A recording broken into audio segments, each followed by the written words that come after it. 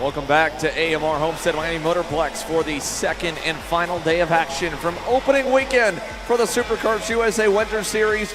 A little bit cooler temperatures to kick off Sunday morning here. A bit of overcast skies compared to the sun we were used to yesterday. Shouldn't be as hot of a day as what we saw with the temperatures probably shooting to the mid-70s here later this afternoon. My name's Andrew Clements, alongside me, Caleb Vieska, as we get set to close out the weekend. Couple of good races yesterday. KA100 Jr and X30 Jr both were a long chess match that came down to a final couple lap battle, but overall for a track where we've seen a lot of pack racing and a lot of battling in a lot of classes, one driver stood head and shoulders above the rest, which is pretty uncharacteristic for Homestead. Yeah, correct. Like you said, one of the drivers yesterday was able to stand above the rest. Diego Ardiles was one of those guys that was able to run at the front with these junior drivers. Yesterday, Sebastian Garzon was able to take the win late in the race, and he was able to come away with it. We watch right now here for morning warm-up. This is group number 1 of 2 for KA100 Jr.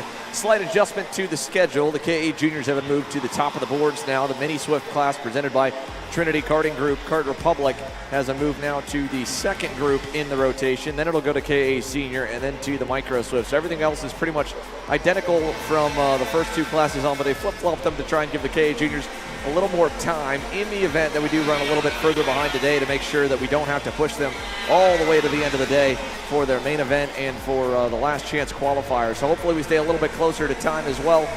Made a lot of adjustments overnight on the SKUSA operations side to try and speed things up to the scale line, as again, they can back along pretty quick. It's a long run into the scale line, but that was a little bit of the delays we saw yesterday morning here. As this first group of 2 comes to a close, we're watching Nathan Dupuis right there in that black and white Speed Concepts Racing red speed, the number 841. He's 4th overall right now here in Q2 for final practice before they go back into qualifying for the second day. Luke Tall is actually your quickest driver at a 50.792 in the Sodi Racing USA Sodi Kart. Quentin Macpherson ends up second here on the 879 RPG Cosmic, just about a 10th off. Rookie Tristan Murphy third, then Dupuis and on backwards. But now we'll go from them to the fast group there on your screen. Edward Kennedy in the Nash Motorsports Energy, the last driver to transfer in to the main event yesterday after penalties were all set and sorted. Had a really topsy-turvy day. Had speed, obviously, as we can see he's in the fast group safely from final practice on Friday. But issues in qualifying, crashes in the pre-final, and then ultimately he drove up to the grid not once but twice in that last chance qualifier. That was pretty chaotic as far as LCQs go. As the year went on last year, it felt like some of the LCQs got a little bit more tame. Yesterday's last chance qualifier, a lot of chaos, a lot of carnage, and hopefully today ends up a little bit cleaner. But that's typically how these weekends go, Caleb. We'll see maybe one more tame day of racing. If it starts off tame, it gets chaotic by the end. If it starts off chaotic, it ends up tame by the end of the weekend. So hopefully that's what we're in for, with maybe a little bit more excitement on the racetrack in terms of battles for the race win, with a full day of dry action in the books, because that's been the ongoing storyline, one of many here this weekend, is that they really only had about 3, maybe 4 usable practice sessions on Friday. Probably more like 3 and maybe 1 decent one on Thursday as well. Beyond that, everything else was in wet or just quieter conditions, so we didn't see as much action as we were used to. But there's a look at the Allied Champions Club here. Of course, we are just across the street from the NASCAR Homestead-Miami Speedway.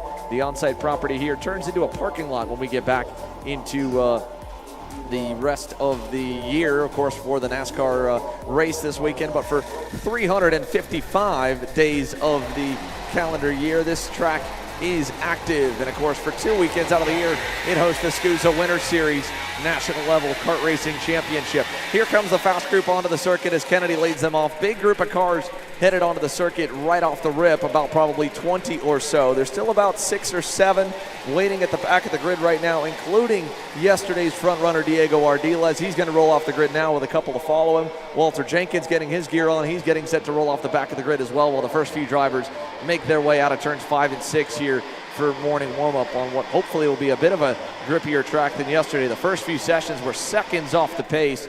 A 50.7 in that first group should be decent. But again, the story of warm-up typically is that fast lap comes on the very last lap, and you're picking up 3, 4, 5 tenths a lap here as the tires get grip and the track gets grip session by session. Yeah, of course, like you said, I mean, yesterday it took a while for during warm-up for the track to really rubber in and for the tires to come in and for the drivers to kind of get warmed up once again. So I really expect the same here today. Obviously, there's more rubber laid down on the track because we had a full day of racing yesterday. But today, I mean, I see this track warming up a lot quicker than it did yesterday, but it's still going to take a while, Xander. That's the 854 on screen of Ethan Sky Manuchik there going by. A couple other big names in the field that had some rough days yesterday. How about the driver 2 cars back from the 854, the black, white, and red Gillard of Isaac Malkett in the 878 machine as he makes a move on Edward Kennedy. Malkett was super fast yesterday, just like that kid right there, Turner Brown on the SCR Red Speed. Both of them unfortunately collided in turn number 4 very early on. Brown with that exciting win in X30 Jr, and then on the opposite end, a crash in KA Jr. Malkett solely in the KA100 Jr division here this weekend, but he has been a factor. Second fastest in final practice yesterday. Talked with his dad Thursday evening, or Friday evening. I said, how good you feel? And he's like, we're better than you think. We are really, really quick here, and Isaac Malkett could definitely be a driver to turn his luck around and maybe contend for the race win today. And the good news is, with 4 rounds and 2 individual rounds per weekend in the SKUSA Winter Series, 1 drop of the 4, you only need 3 good races to win a title. So with Malkett and Turner Brown going out, that'll count as their drop, no doubt, yesterday. But if they can still put a good day today and then 2 good days to close out the weekend in February, they have a shot at getting the title. And of course, the prize package that comes with it, that'll make their SKUSA Pro Tour season a little bit less expensive. Yeah, correct. So, I mean, it's pretty good that it's 2 days of racing. You have Saturday is 1 day, and then Sunday's is a complete different day, right? So on Saturday you can have a crash, but then when it comes to Sunday, you have to mentally reset to get back into the rhythm of things. So very important for the drivers who did have a bad day yesterday to come in here on the Sunday and reset. Couple quick laps coming in that time. How about the Speed Concepts Racing Red Speed at the back of that group there behind Enzo Vidmontien? Jackson Wolney is in the 896. He goes quickest at a 50.628. That's a 10th quicker than his teammate Nathan Dupuis was able to hit in the session prior. Sebastian Garzone, yesterday's breakout star, with his first career national win on the Orsolone Tony Kart, now even quicker at a 50.16. But we'll watch this group as they come around the start-finish line straight. You can see Vidmontien already working up to the back of Christopher Wakefield. Enzo was close yesterday, definitely a factor on that TKG Kart Republic. Just needed a little bit more, and some different decision-making might have made the difference to put him for the race win, but he's still in the box. Still a consistent day. Good points haul for Enzo. He is 7th right now as the 3rd lap gets completed. Alexander Vanchev up the road, went a little bit quicker on that bright yellow Zanella Tony Kart. Here goes Vidmontien down the inside on Christopher Wakefield. He'll take that spot away down in turn number 4. We'll be chatting with a number of drivers and people around the paddock here through warm-up and into qualifying, as Jackson Wolney now trying to get by the Soda USA machine of Wakefield through the carousel and catch up with all the different storylines from yesterday. Quite a few to talk about throughout the weekend here. Yeah, definitely. We see a great shot here by our mobile camera out there on the track, and this is a really good angle that we see here. That's turn number 5 right there. We've seen a lot of passes, a handful of passes, race deciding passes in this exact turn. We've seen some late moves, some deep sends into turn number 5. So that's really cool to see, Xander. Enzo Vidmontien and Edward Kennedy continue to roll here as the field heads up and over towards that turn 4 section right now. No changes too much to the top 10. A lot of the same names just shuffling up the boards and down the board. Sebastian Garzone quickest. Now Diego Ardiles goes a little bit better.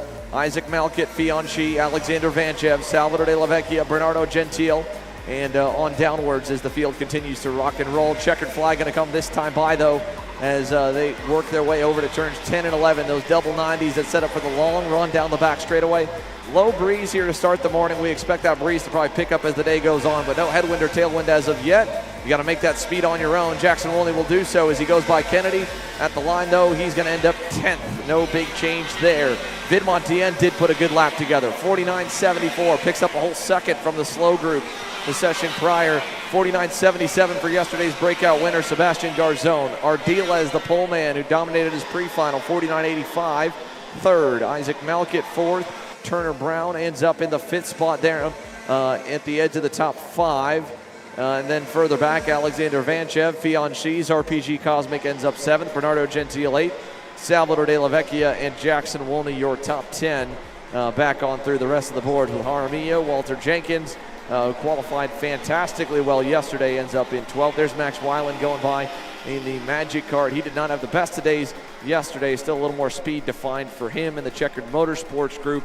13th here in morning warm-up, about a half second off the pace of your quickest driver, Diego Ardiles, who on that last lap was able to nip guard zone and go down to a 7.40. You can go quicker than Enzo Vidmontien. So Diego Ardiles remains the fastest driver in the class. Can he get the job done today? Led a lot of laps in the main events yesterday. Both an X30 Jr and KA Jr came up empty-handed when it came to the race win. Hopefully he can get the job done here today.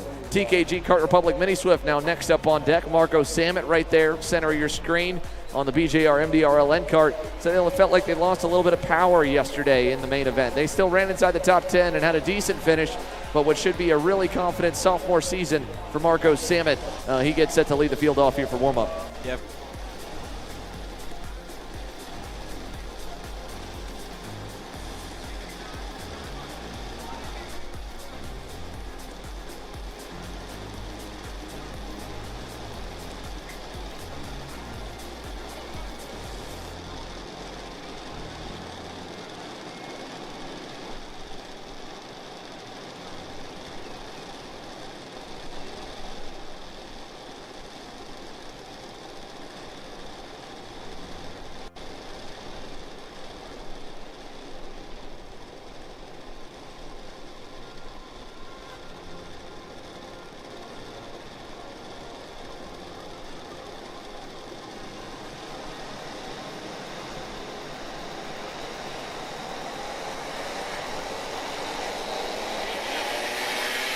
So out on the racetrack here for the 8 to 12-year-old division, the Trinity Karting Group Kart Republic Mini Swifts. Ashton Woon second out here. He had a great drive yesterday, picked up a ton of spots in that pre-final and the main event, even got all the way up into the top 10 on that Super Tune USA Paralyn. So the 195 will be one of the first ones out onto the circuit.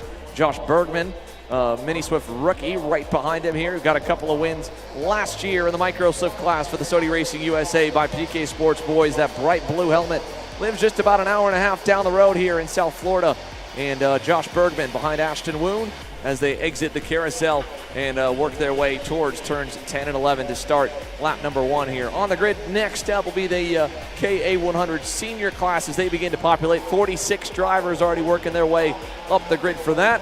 Well, the first lap getting ready to get going here for these 3 drivers. All 3 of them could be threats for the race win here this weekend. Lots of new faces joining that probably 10 to 15 driver Mini Swift lead group.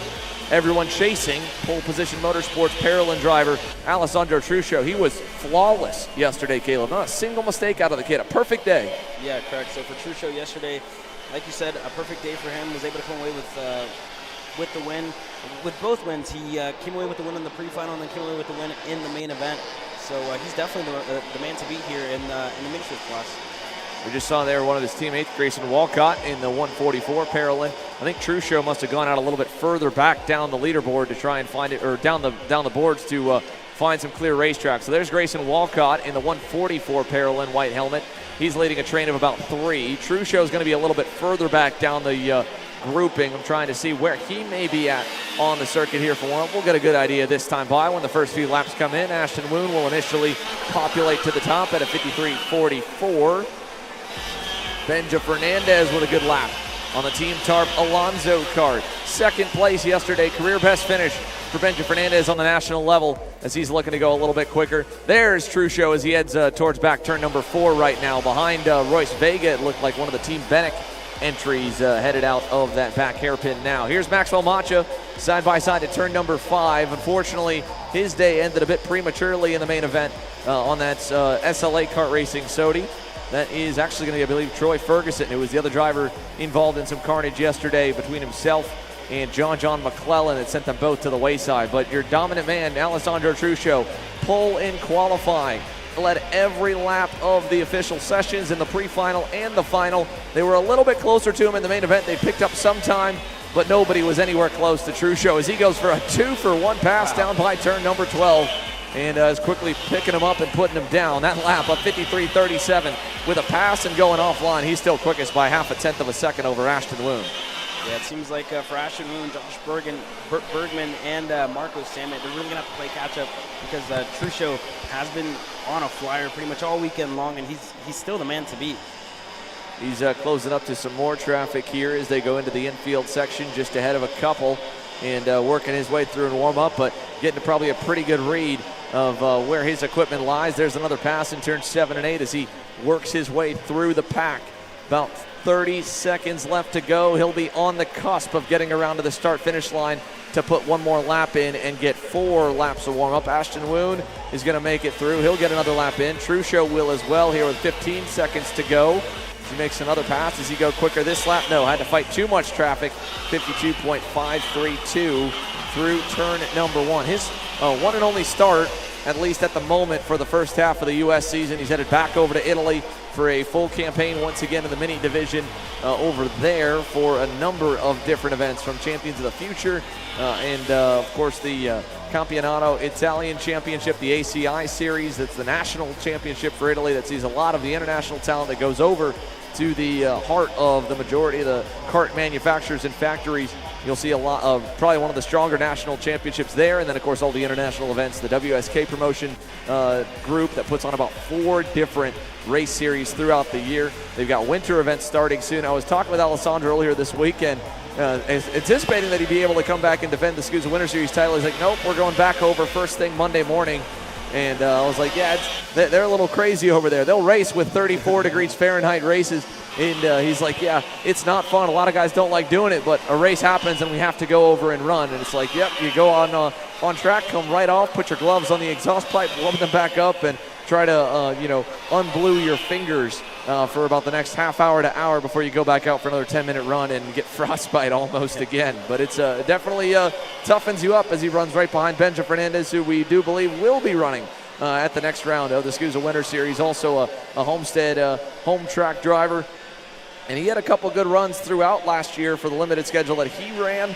But to get a big-time win today, that would be huge for the basically privateer Team Tarp operation and Benja Fernandez in the 106. Ashton Woon's lap back on lap 3 ends up quick is 53.200.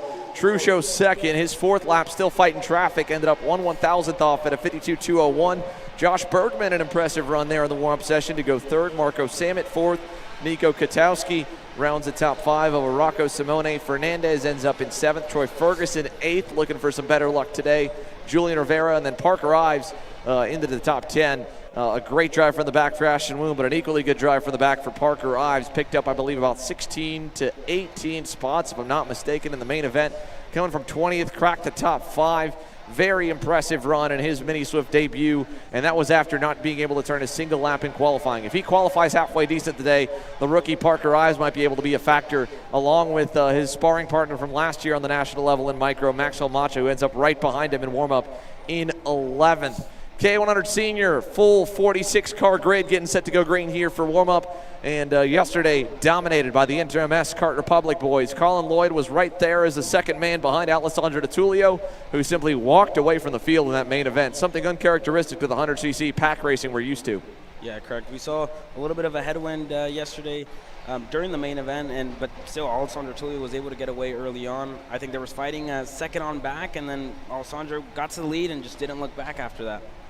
So again, on screen there's Mick Gabriel in the 978 AEM karting EOS kart. He was pretty quick yesterday overall, but again, one of many drivers that got collected in an issue in the pre-final. He's got some work to do here today to make up some points. He drove through the grid pretty well to crack the top 10 from pretty much dead last yesterday. A big drive forward for quick Mick Gabriel, who could be a factor here and was a good factor earlier in the year last year. In 100cc action. He's a veteran racer, has actually, you go back about almost a decade, was running in what has now become the Pro X30 class, then kind of hit the reset button as they built their team from the ground up with AEM karting, starting with the Briggs 206 divisions. In the last 2 seasons, they've been focused on building up their KA100 program, and that could be another operation that we might see get up and into the mix in your X30 Pro class maybe in the future.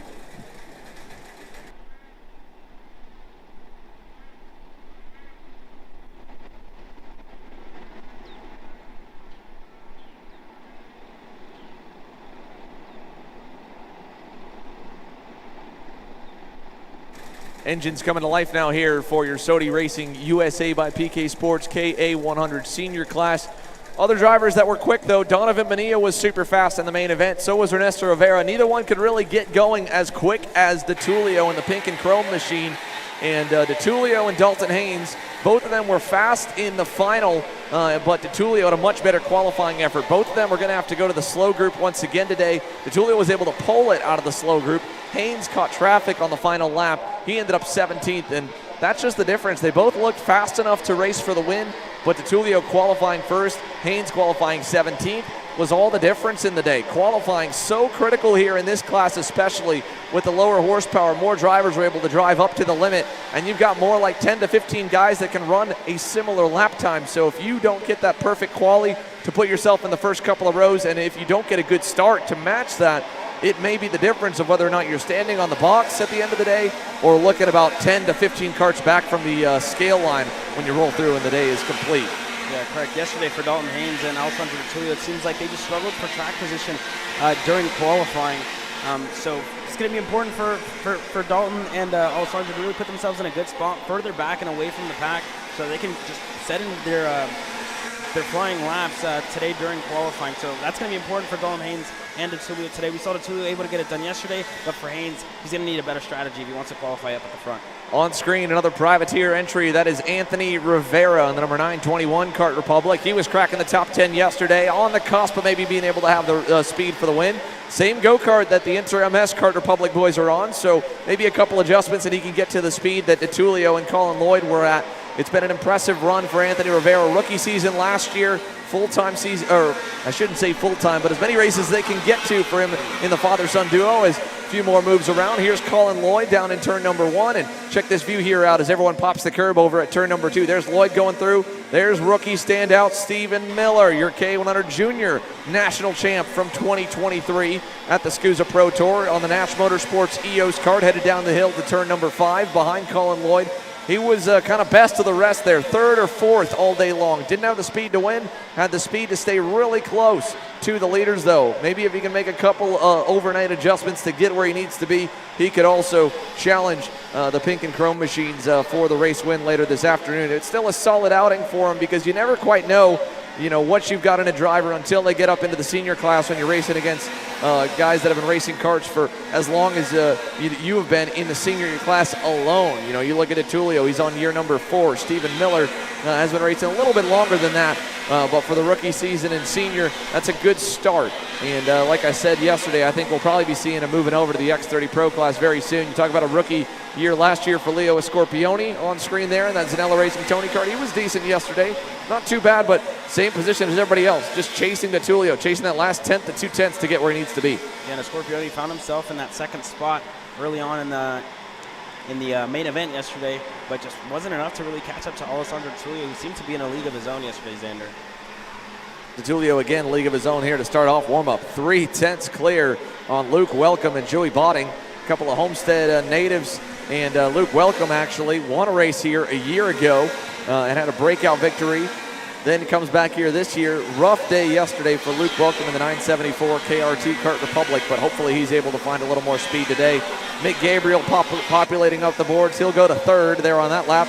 And there's a look at the quickest man here, the guy with the target on his back coming into Sunday, ADT.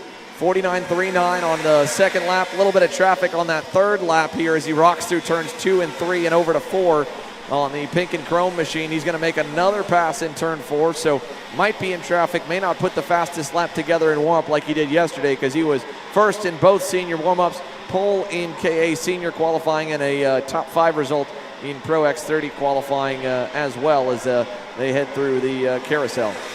Actually, I should say pole in X30, or off pole from Jacob Colon. Correct. As the checker flag comes out now on the session, Luke Welcome currently with the fastest lap of the session of 49.382.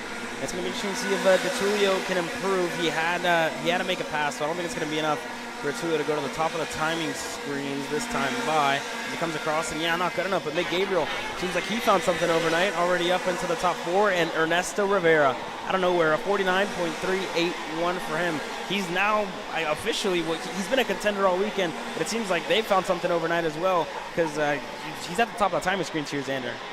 Yeah, Checo, a late lap there coming across the line, moves him all the way to the top, 49.381.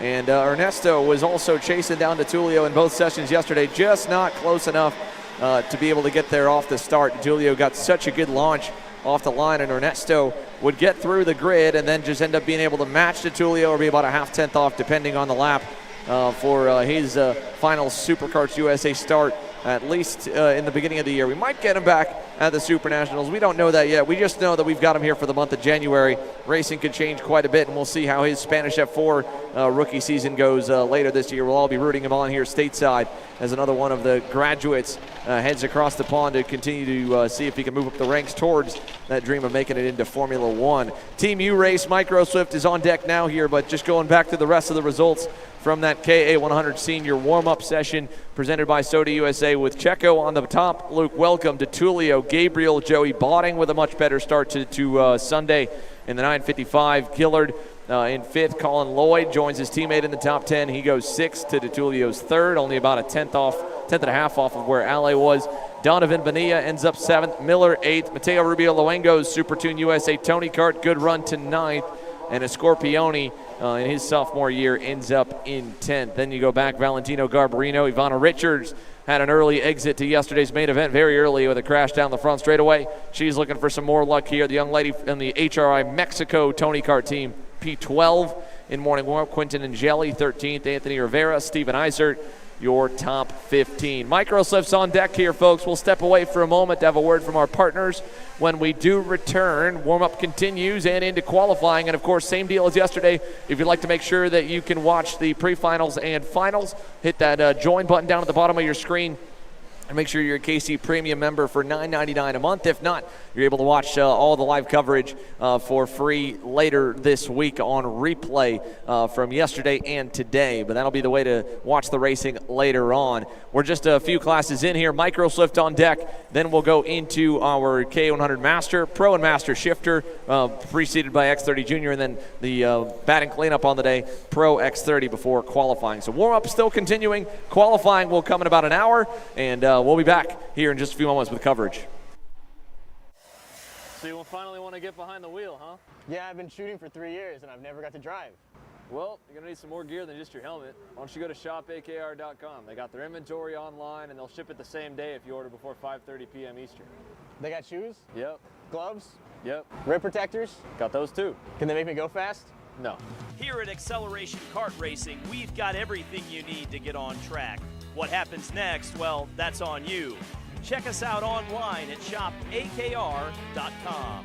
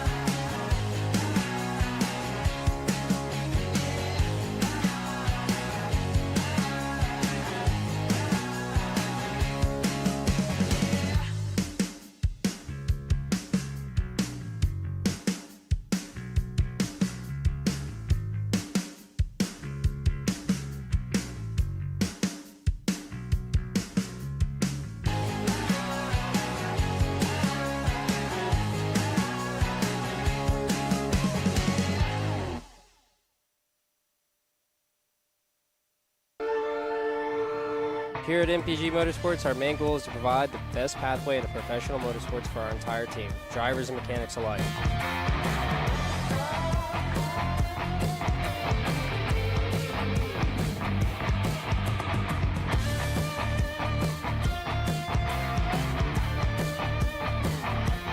We're based out of Whiteland Raceway Park in Indiana. For more information, contact us at chase@mpg-motorsports.com.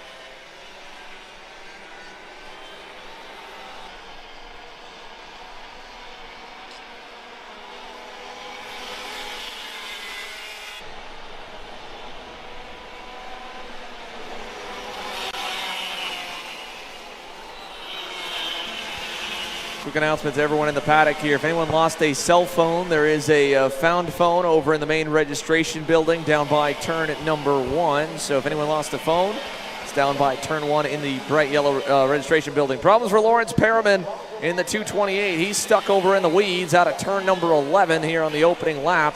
Or actually, sorry, not Lawrence Perriman. That's in Mini Swift, I believe in Micro Swift. That's another one of the BJR, MDR entries. The 220. No, it is indeed Lawrence Perriman there. That went around, so got that one right. But your U-Race Micro Swifts yesterday, already top of the boards for yesterday's winner, Zane Burgess. First time national level win for the Sodi Racing USA by PK Sports Machine. Was able to get the top spot over Liam Nachawati's pole position Motorsports Parolin and the MPG Motorsports Kart Republic of Danny O'Gara, who was close, but a couple little bobbles in the main event just took him away from the top 2. But they were all able to break away because it was a very chaotic turn number 1 that had a lot of cars taken out and a lot of contenders. There's a look at Burgess trying to make a move down the inside. Little lock up there as he was getting pushed through by one of his many Sodi Racing USA teammates. But the 255 headed into turn number 5 right now is fastest at the, or was fastest at the moment. Jake Manolio quickest on lap number 2. But for Zane, only 7 years old, so he's right at the bottom of the age group. And last year moved up early as he was just 6, got the waiver to be able to join just a bit. And the Supercars USA rules goes by the age that you turn on the year. So if he turns 8 later this year, he'll still be counted as 7. Last year, turning 7, was able to run the full calendar at 6 years old. And spoke to his dad here just before we got underway. They finally at least got the pedal box off, but he's still got more lead on that go-kart than he weighs. He is a small driver. Hasn't hit the growth spurt yet, but obviously big behind the wheel because he just got a big-time win kick off the season over a stacked 44 driver sold-out class. Correct, yeah, a very, very stacked Micro Swift class, so he's definitely going to be feeling good coming into today. Yesterday, after his pre-final victory, went back to his tent, spoke to his mechanic and his tuner, and he told him that he didn't want to change anything on the kart, that he felt happy with it. So he's probably going to leave the same setup in for today because of how quick he was yesterday, Xander.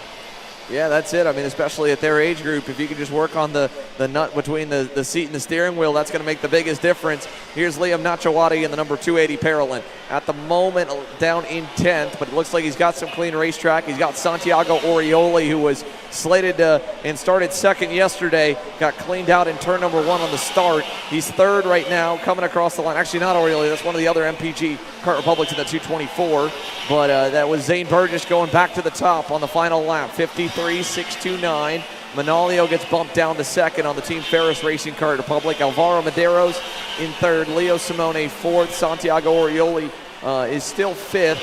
And I believe he ended up maybe getting an early checkered. There's only 3 laps collected from the 206. Luca Becquerel in 6th. Win Gottschalk 7th. Cameron Johnson, Anthony Mazzuccolo, Parker Stewart. Your top 10 as the field works its way around on the cool-down lap for your TFR Micro or U-Race Micro Swift division. Pro and Master Shifter will follow a little bit later with Pro X30 to follow.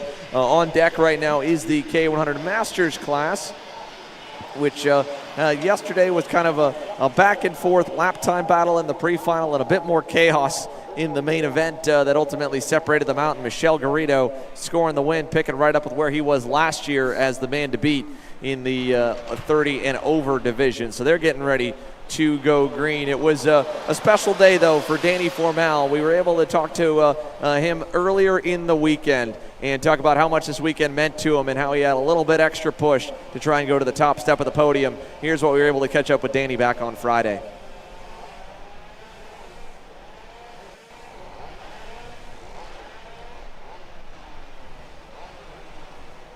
Danny, first of all, let's talk about the session that just happened. You didn't make too many laps. You came out kind of late. What was the thought process behind that?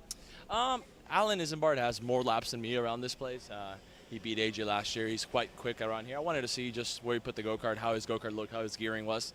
He was a little faster than me, I think half a tenth, or not a lot, but I just want to see it. I haven't seen him all weekend. So 12-minute session. These MGs come in lap 3, lap 4, so I knew I had enough time to go out and do my run. So nothing really behind it. Just wanted to kind of check out the competition. But yeah, it was a good session. We did some changes from the session before. I was happy with them. Still missing a little bit. We had our B engine on today, so I think we have a little bit left in the tank, let's say. Been working with the new carburation with this new fuel, this Sunoco fuel. We got it pretty good in the Aspen, obviously, in Vegas, but now it's different fuel, so we've been up and down with jetting just to try to find what we like. We haven't found exactly what we like yet, but we're getting there. So yeah, super happy, super grateful for my mechanic Patrick, Mike, and Alberto, everyone in RPG so far, and yeah, it's going well. Obviously a special weekend for you this weekend. You're running a new helmet and a tribute to someone who's very special in your career, and particularly getting you into the car racing scene. For sure, I lost like a father figure to me about 3 months ago. He passed away. It was very difficult to get that phone call. Like you said, without him, I'm not anywhere. I'm racing go-karts for the rest of my life. He gave me the shot. I took it with both hands, and we won a lot of races together. And this was his track. This was Patrick's track. This is what he loved. He came here 3-4 times a week. I'm so happy that I could represent him with this helmet. I gave him this helmet when I stopped working with the team in 2019. 2020. At the end of 2021, I made this helmet for Vegas. As you can see, it has all the names of everyone that's helped me in my career till that point. A lot more people now. But here's my friend, one of my best friends, Patrick, in my first podium in VIR. My first race ever with the car. We finished second in Pro-Am. So it's huge. I'm so happy I could wear this helmet today and yesterday. And just this was his track. He's riding with me right now. So yeah. I don't want to get too emotional, but I want to send a big hug to Isa, to Victoria, to Derek, to Elaine, all his family. He's with us, and yeah, I felt him with him today, and yeah, he'd be happy, he'd be proud of me, he'd be proud of all of us. So yeah, a very touching moment for me, for the family, and hopefully I could give him a win this weekend. Danny Vormel, of course, coming back this year after what was such an impressive end to 2023 as the KA Masters roll out onto the racetrack. He's one of the drivers that didn't make any big moves during the silly season. However, one driver that did was the breakout star in the Pro X30 class last year, Dalton Haynes, the winner from the IAMA USA Grand National Championship in a deal that came together only in the last couple weeks. Is confirmed for the entire SuperKarts USA schedule, with Sodi Racing USA to line up alongside Harley Keeble in the Pro X30 class. This season's going to have him at the SKUSA Winter Series, the SuperKarts USA Pro Tour, and the SKUSA Super Nationals. Didn't have the best day yesterday, but we were able to catch up with Dalton earlier in the weekend and talk to him about the move to the black and orange boys. New colors for you this year, really. So congratulations on that. You want to talk to me a little about how that deal sort of came about? Yeah, so I was going into 2024 just focusing on car racing, the late model stock division. And then I thought, I got a text from Thierry at Sodi Kart and Carlos, and they said they wanted me to come drive the kart, see what I thought about it last weekend for the test weekend of this SKUSA Winter Series. They said they wanted to bring me on for the Winter Series, and then if I did good, bring me on for Pro Tour. So I got a chance to test the kart last weekend, felt quite good, and then we made a lot of changes, and then it felt even better. We really got it to what I liked, and then we're fast now, so yeah. And talk to me about the camaraderie with this team, right? I mean, how welcoming have they been to you with the new team for you? Yeah, so obviously Carlos, Thierry, and Ricky, the manager, have been doing a really good job under this tent. This team is very well managed with a lot of good drivers like Harley and Steven Eisert. They're all good guys, and yeah, I'm just trying to do the best I can to keep up, and hopefully we can put down some good times in qualifying tomorrow. And what's it like for you, right? Because you're a guy that's been a privateer for most of your life, not really had many teammates, not many guys, on the same team as you, really. So having a teammate, and especially being Harley Keeble, I mean, how much does that help you racecraft-wise? I wouldn't say it helps me racecraft-wise at all. I would just say it really helps me to understand the kart quicker. So when I hop in the kart, I've got Harley's data to look at, what he's doing to drive the kart, compared to what I'm doing to drive the go-kart. So yeah, data is a good factor. I mean, if I make mistakes, I can see what my mistakes were and improve on them.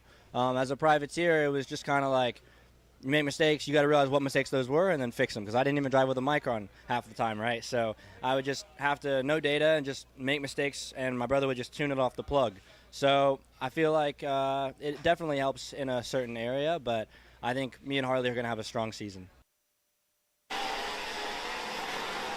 As we take a look back in here to KA100 Masters Warm Up presented by Alessandro's Racing. Here's your update of how they've come together so far. Miguel Mir on your screen in the 477. The Texan was decent yesterday, was really close to challenging Michel Garrido in the pre-final. Didn't have the best main event, unfortunate end to Saturday for Miguel, but he's quickest right now by a lot. The Orsolone Tony Kart at a 51.17 is by nearly a country mile over the rest of the field. Caleb will wait for the rest to come by on lap 3, but he's got them by 7, 8 tenths, almost a second over everybody else so far, although now it's going to come down. Here's Diego Rodriguez and Michel Garrido populate up to about a tenth off. Correct, and yesterday we saw Miguel Mir have a spin at the beginning of the main event during this Masters final. So for today, it's going to be really important for him to keep it clean at the start of the race because he has a handful of pace in that Orsolone Tony Kart.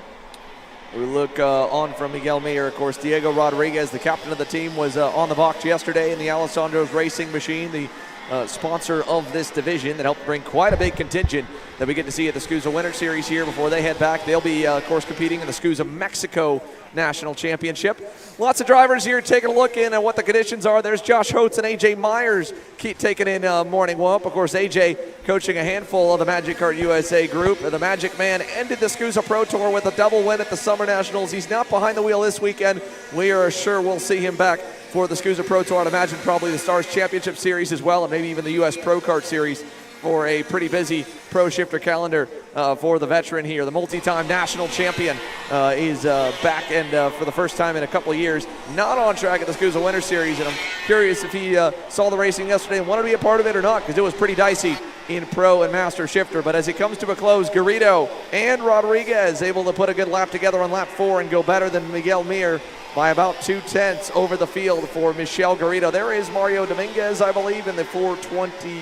No, that's Ruben Ravello, sorry, in the 428, behind one of the Orsolone Tony Kart. So Orsolone Racing, Alessandro's Racing, a huge thanks to them for helping support the KA Master Class. It hasn't been the easiest group to grow on the national level, but here for the SKUSA Winter Series, 20 deep, and a decent field that's tightened up a bit compared to yesterday. It was over a second and a half for the top 10. Now it's down to a second in warm-up as everyone's finding a little bit more speed. Along with silly season moves, Mateus Morgado stayed within the same camp that he was from 2023 with PSL Karting and Birol Art, and with the Lennox Racing Team Charles Leclerc group over in Europe. He's set up for another double season over there in KZ and OK. Over here, he was X30 last year, but with Maureen Kremer signing with Tony Kart, that left a hole for the PSL Karting Pro Shifter Group. And Mateus is moving up for a full, complete gearbox campaign in 2024.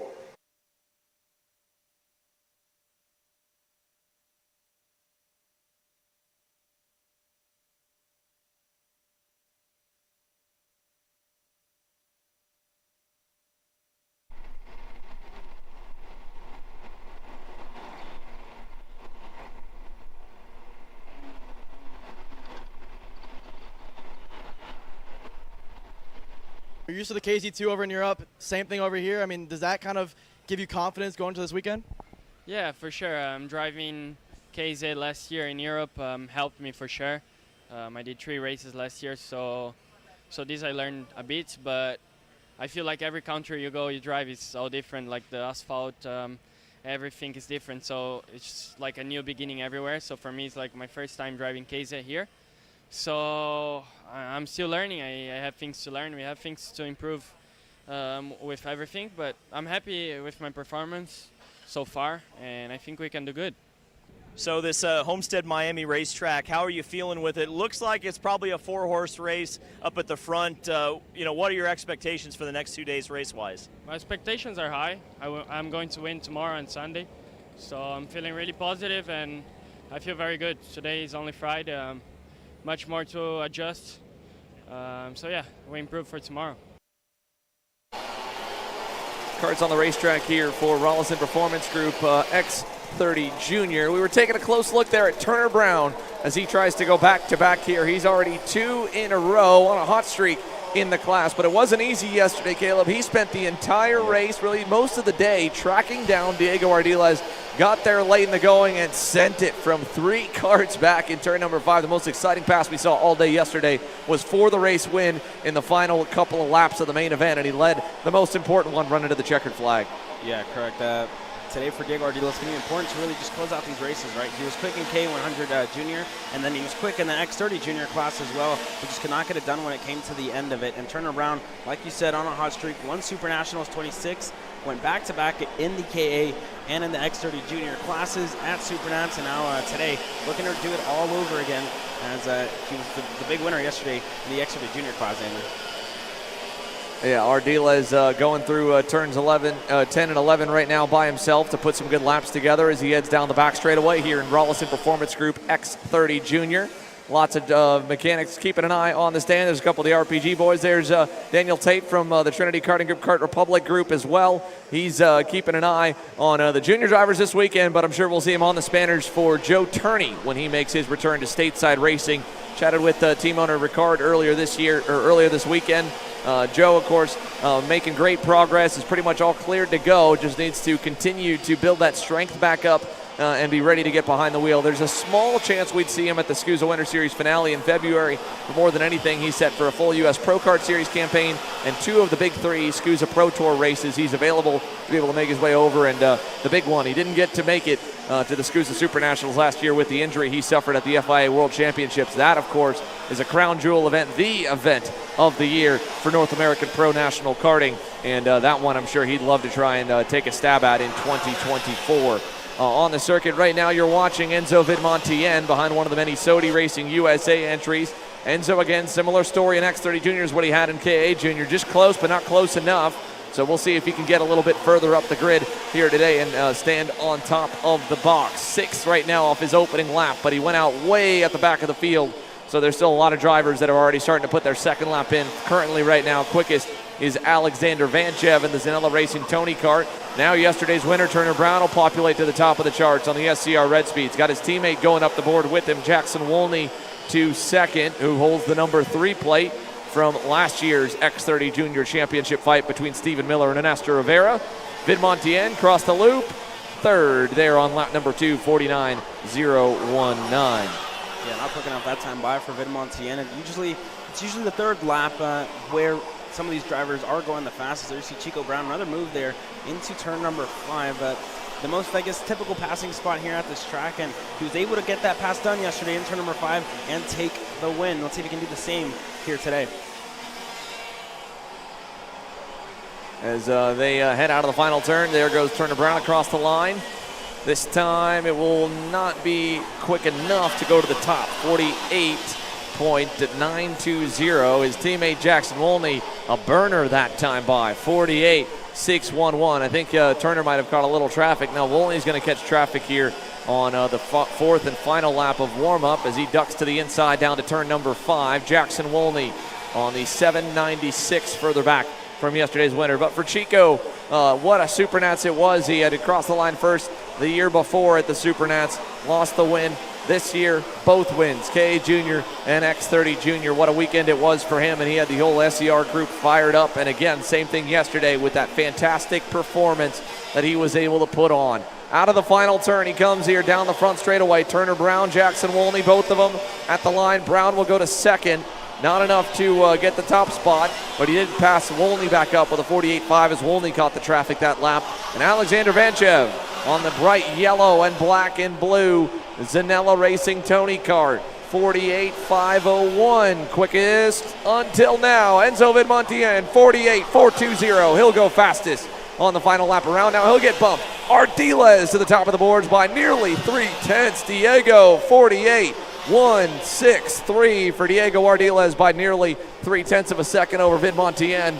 That's the kind of boost of confidence he needs after the way yesterday unfolded for Diego to try and roll some race wins here to come out today. Yeah, Ardiles has really good single lap speed, but towards the end of races, just not able to close it out. Hopefully he can get it done today, as yesterday came up short, just quite. So there's a look here as Pro and Master Shifter gets ready to go at the big man here. Danny Formal was able to trigger a bit of a battle that ultimately kept his competitors fighting for second, and he broke away to get that big win yesterday as, and honoring his mentor and, as he, in his words, a father figure to him, Patrick Otto Madsen. Can he sweep the weekend here at the racetrack that he spent a couple of years working at for the ANSA Motorsports team quite a bit? He spent a lot of time living in South Florida. The Costa Rican ready to get after it once again here this morning for warm up as he gets set to go. There's a look at the rest of the grid getting ready. But let's take a look back at some of the highlights from yesterday's main events here in the pro classes. What a battle it was all the way through here. Lots to talk about from yesterday's main. First of all, of course, that rocket ship start he got where he was able to stay even with Isambard and cross him over to take the lead both in the pre-final and the main. And then there, the battle just kind of began once he got Isambard thrown to the wolves between Isambard, Mateus Morgado, Gavin Bailiff, Vincenzo Saraceno, all going wheel to wheel,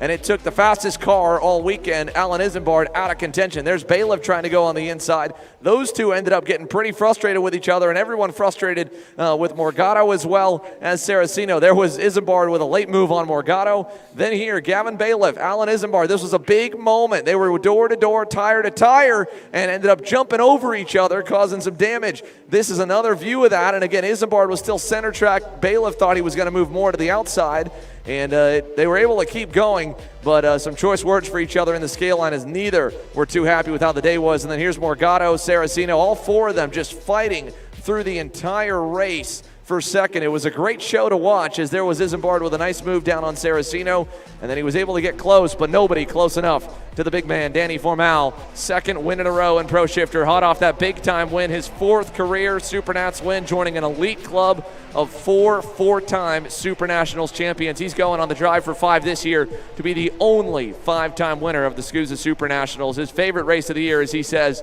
and he is so excited to get back to Vegas. There's a look at the man late in the Trinity Karting Group, Kart Republic Group, Gavin Bailiff, getting ready to turn a new page today, hopefully get a little better luck and take that white and orange color to the top of the podium stack here again. Yesterday, frustrating end here for Gavin Bailiff. Frustrating start to the day. Didn't get a good start in the pre-final either. But here's a look at this, the post-race, as both of them obviously showing their displeasure. Alan Isambard and Gavin Bailiff not happy with each other. But today is a new day, and we'll see what they can pull together. Bailiff really started off on a back foot already with that issue getting off the line in the pre-final. That collected the likes of Justin White and Cooper Becklin, and made it where we only saw the likes of Mateus Morgado staying close to Alan Isambard and Danny Formal. But he needs a little more speed if he wants to challenge the two of them. From what we could tell yesterday, the number 62 red and white PSL Karting Bureau Art needed just about a 10th pace-wise over the course of the session to be able to drive away. He was able to race and battle with them. If the battle opens up, we've seen Mateus get aggressive, and he's confident in the braking power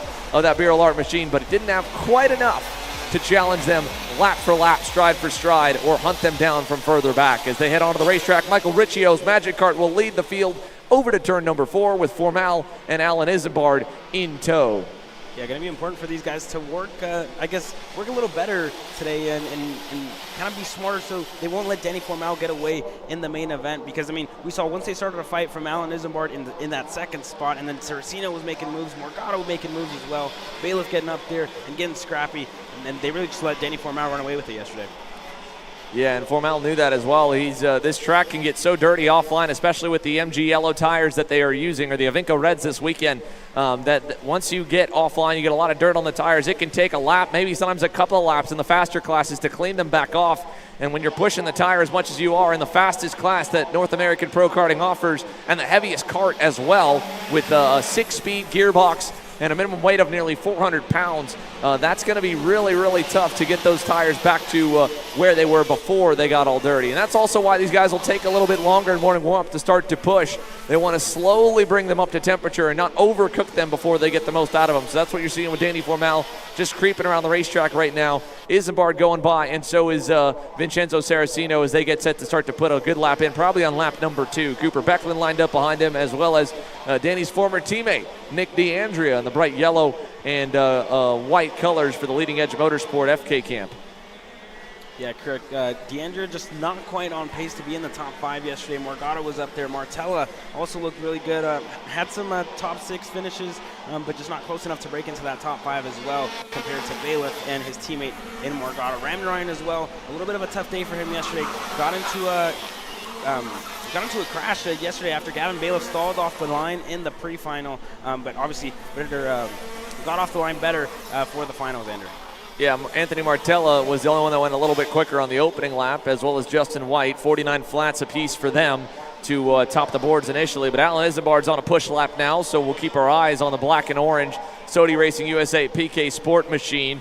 Talked with Alan last night here after the day. He had a lot of respect for Danny, was more frustrated with the other drivers around him, but he's like, we'll just kind of go into today, new head, fresh head space, and see what we can try and put together. This year, he's set for what should be a full SKUSA Pro Tour campaign, the U.S. Pro Kart Series as well, and potentially the Stars Championship Series. That's still up for debate of what that schedule will look like, but it'll be the most active national season he's ever seen. And as well for the driver behind him, Vincenzo Saraceno, also getting a very active national lead, campaigning for the Maranello USA boys. So Isambard, 46.65 for Allen that time by, 10th and a half up on Vincenzo Saraceno. Mateus Morgado going for a pass on Michael Riccio. He still is third at a 47 flat. And the big man, Danny Formal, yet to really go too fast quite yet. He was still a couple seconds off on that second lap, warming everything up. And it could be also that they might be breaking in the engine here this morning, because with a new race day, you're allowed to make any changes. You can swap to a backup motor. You can throw a new piston in on the KZs, which, again, this is an open multi-manufacturer class. It's open for R&D more than the spec divisions that are the rest of it. So you're pushing the equipment a bit harder when it comes to the horsepower part of the program, and that's why you'll see sometimes these guys going a bit slower in warm-up. They're just breaking in new parts to get ready for qualifying. Morgado closing up on DeAndrea. Isambard 46.18 on his lap that time, so he's quickest. Saraceno second, Morgado third. Bailiff a good third lap. He goes to fourth, and Danny Formal P5 on the number 37, but just bringing it up to temp. We'll keep our eyes on Formal here on this last lap. You saw Morgado have to make a pass on DeAndrea and get around him, so he may not be too quick, but Cooper Becklin, Formal up the road. They're on push laps this time. Final lap, checkered flag coming. Let's see what the laps look like here as they come by, Caleb. Yeah, it seemed like Danny Formal pulled a gap on his teammate and Cooper Becklin across the line this time by. What is it going to look like for the big man? And he does go purple. A 45.848 for Danny Formal. Goes to the top of the timing screen here, Xander. It seemed like you were right. He was kind of just waiting, breaking in his tires, the engine, and then towards the end of the session, puts in a flyer. Yeah, there it is, by a tenth and a quarter over Alan Isambard. An even better start to yesterday. Up until we got to the main event, it was all about Alan Isambard's speed over the rest of the field. And even in the main, having dirty tires, had he had it clean, he might have been able to keep that speed up. He also had an issue with the radiator mount, I believe, breaking. But let's switch gears now to the single speed class. Pro X30, our final warm-up of the morning. And there is a look at Ryan Norberg, who, as he proclaimed coming out of the scale line, 0 days since he was on top of the box. 454 days, the winless streak finally broken from October 2022 to January 2024. He is hot and ready here to go 2 for 2 to start off the new year. He was the fastest driver at the end of the day Friday, was fast through yesterday, and led from the end of lap 1 all the way through the main here. Ernesto Rivera lines up right in front of him for warm-up. Let's take a look back at how things played out in yesterday's main event for the Pro X30s. They had a chaotic pre-final, but the final was more so about everyone back from the lead and really back from the top 5. A little bit of chaos to start it. Josh Holtz and a few more getting turned around right off the rip in turn number 1. But beyond that, here's a look at the rest of the race here. Norberg able to get by Bonilla at the end of the opening lap. Garrison going by him and DeTulio as well. And then they kind of stayed there for a lot of the race, and our focus shifted further back. Ernesto Rivera was quick, took a while to get going. Jacob Kolar, Diego Ramos, Harley Keeble, and Bonilla all in a battle from the edge of the top 10 onwards. And then the big story there is Rivera. He led by Massimino, but the kid behind him, the kid from Key West, Jacob Kolar, who went pole in qualifying and was so fast in the main event. Fast lap after fast lap, driving up through the grid, passing everyone inside. He got by Rivera there, brought Keeble through, gave him a little gap. Got up to Thomas Neveau, fellow Kart Republic, picked him off, took away 4th. and then tracked down Austin Garrison for third. And right here, Garrison trying to hang on to the spot. Kolar trying to keep a nose inside. Garrison got into the wall, was able to continue, ended up in 8th. Kolar dropped back. That was coming to the white flag. And then here it is, the moment. Ryan Norberg got the monkey off his back and was able to go back to victory lane in the number 2 plate as he tries to turn that back to a 1 plate. Mr. 8 time ready for more action here today as the class starts to file in. But today, that target on his back is going to get a little bit bigger. Jacob Kolar had it by qualifying on the pole yesterday and got beaten up pretty good in the pre-final. If he can survive a little better through the heats and start closer to the front in the main, he could be a big-time factor. And you talk about breakout wins. Last year on Sunday, it was Donovan Bonilla. Could today be the day for the number 46 Vice Racing Kart Republic, Jacob Kolar, Caleb? Yeah, correct. I mean, he qualified on pole yesterday, fell all the way back to 12th in the pre-final. A lot of elbows out racing in the pre-final. And then when it came to the main event, just couldn't get it done. Was close on a podium, but obviously after making contact with Austin Garrison, Thomas Naveau was able to get the upper hand on them. As they head down the back straightaway, here's a look at Kolar. He'll start lap number 1 now in the 46 machine. Behind him, Francesco Marenghi on the Magic Kart, the lone white, blue, and orange machine on the grid. But Kolar, we'll keep our eyes on here and watch him around for the first lap. Plenty of laps around this racetrack, plenty of time throughout the weekend, and knows what it'll do. And that's no surprise, knowing that fact of why he was as fast as he was yesterday and through all 4 sessions, really. Quick in warm-up, pole in qualifying, fast laps in the pre-final, even as he got roughed up a bit, and then fast laps driving through the grid in the main, just fighting for that first career Pro National podium, trying to go for it, left it all on the line, and the contact with Garrison sent Garrison crashing into the outside wall, sent him back behind Thomas Naveau, who inherited that 3rd spot, and he was still quick as well. Naveau was able to follow and pick up a lot of time, just not as fast as Kolar. There's a look at Gianluca Savalio going by Francesco Marenghi into turn number 1. Kolar's first lap of 49.27. That's 0.2 better than anyone so far. Paulie Massimino second. We're still waiting on a lot more times to come through. A good group of fast drivers just coming by now. Ryan Norberg and Ernesto Rivera, Donovan Bonilla, all quick on the opening lap. DeTulio decently quick as well. We go further back to find the RPG contingent. They're coming out of turn 3 right now, headed to turn number 4. There's Thomas Naveau and ADT, who were standing right on the podium, 2nd and 3rd yesterday. Need 1 or 2 more tenths to get where they need to be today. DeTulio at a moment looked like he was catching Norberg, couldn't quite get there, but he did lead a lot of laps in the pre-final. And then back to Checo, Ernesto Rivera, and Donovan Bonilla, the 2 kids from Mexico on their Rivera's first full season in the national ranks here. Donovan Bonilla's 3rd national pro level season in North America. And neither one could fire off well, but they were quick once the session got going, even quicker than their teammate Ryan Norberg later on. They just weren't as fast in the opening couple of laps, and that's where maybe a bit of that experience, and really more so than anything, having clean racetrack to put laps together and drive on the main line, not have to dirty the tires, might have made all the difference for Norberg to get away like he did. Correct, and Norberg didn't start on the front row, started on the 2nd row, was able to get a good start there on the inside, started 3rd if I'm not mistaken here, Xander, was able to get a good clean start, got to the lead and just didn't look back. For the likes of Ernesto Rivera and Donovan Bonilla, started further back in the field in the 4th and 3rd row if I'm not mistaken here, and it was pretty much harder to start on that back row, so they had a lot of more work to do and then just couldn't get it done in the end.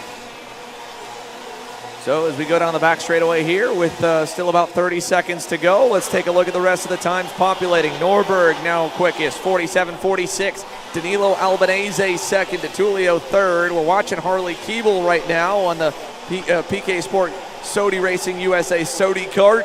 He is 7th at the moment and just kind of in the top 10, but not fast enough to fight for the win, it felt like yesterday for Harley Keeble. Didn't have the best qualifying either. Started outside the top 10, drove into it, and then just kind of lost all forward momentum at that point. Ryan Norberg, though, your fastest man on his final lap here. He's going to hit some traffic as they go by. Oh, that got a little bit tight as one driver, I think, was trying to just let by Brandon Carr. Ended up letting by one more as Norberg went through, and he knows that lap's not worth anything, so he's going to bail and go to the scale line. Rivera is still going to finish it. So will Danilo Albanese and Brandon Carr. Donovan Bonilla finishes his lap out, 47.5. Blake Nash, impressive final lap there on lap 4. He'll go to second, 47.543 for the California kid.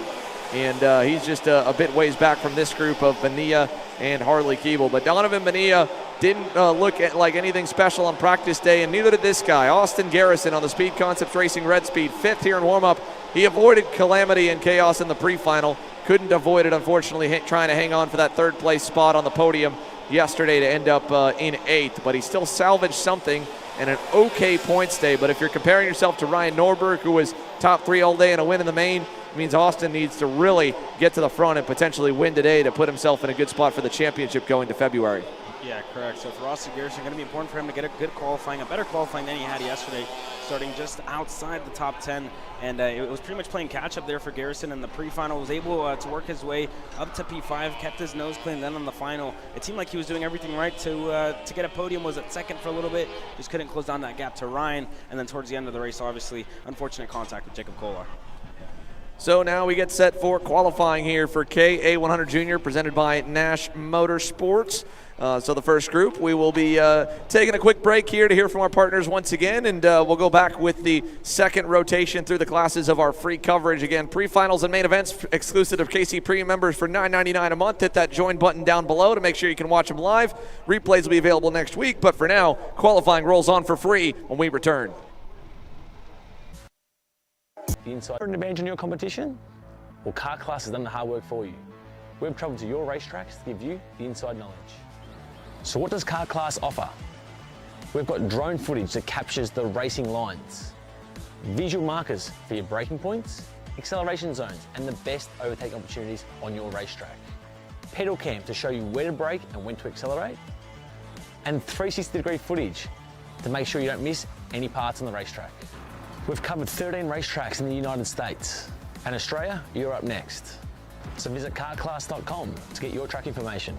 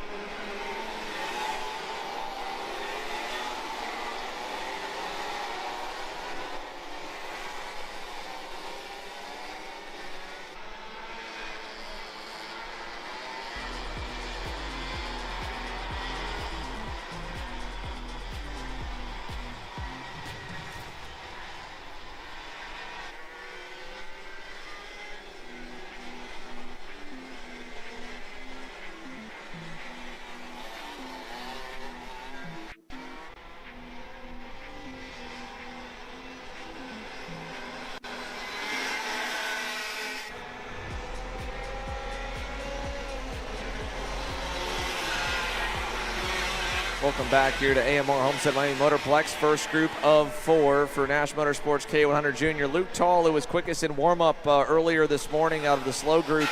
He had, we got one in the wall, turn 1 off the bat.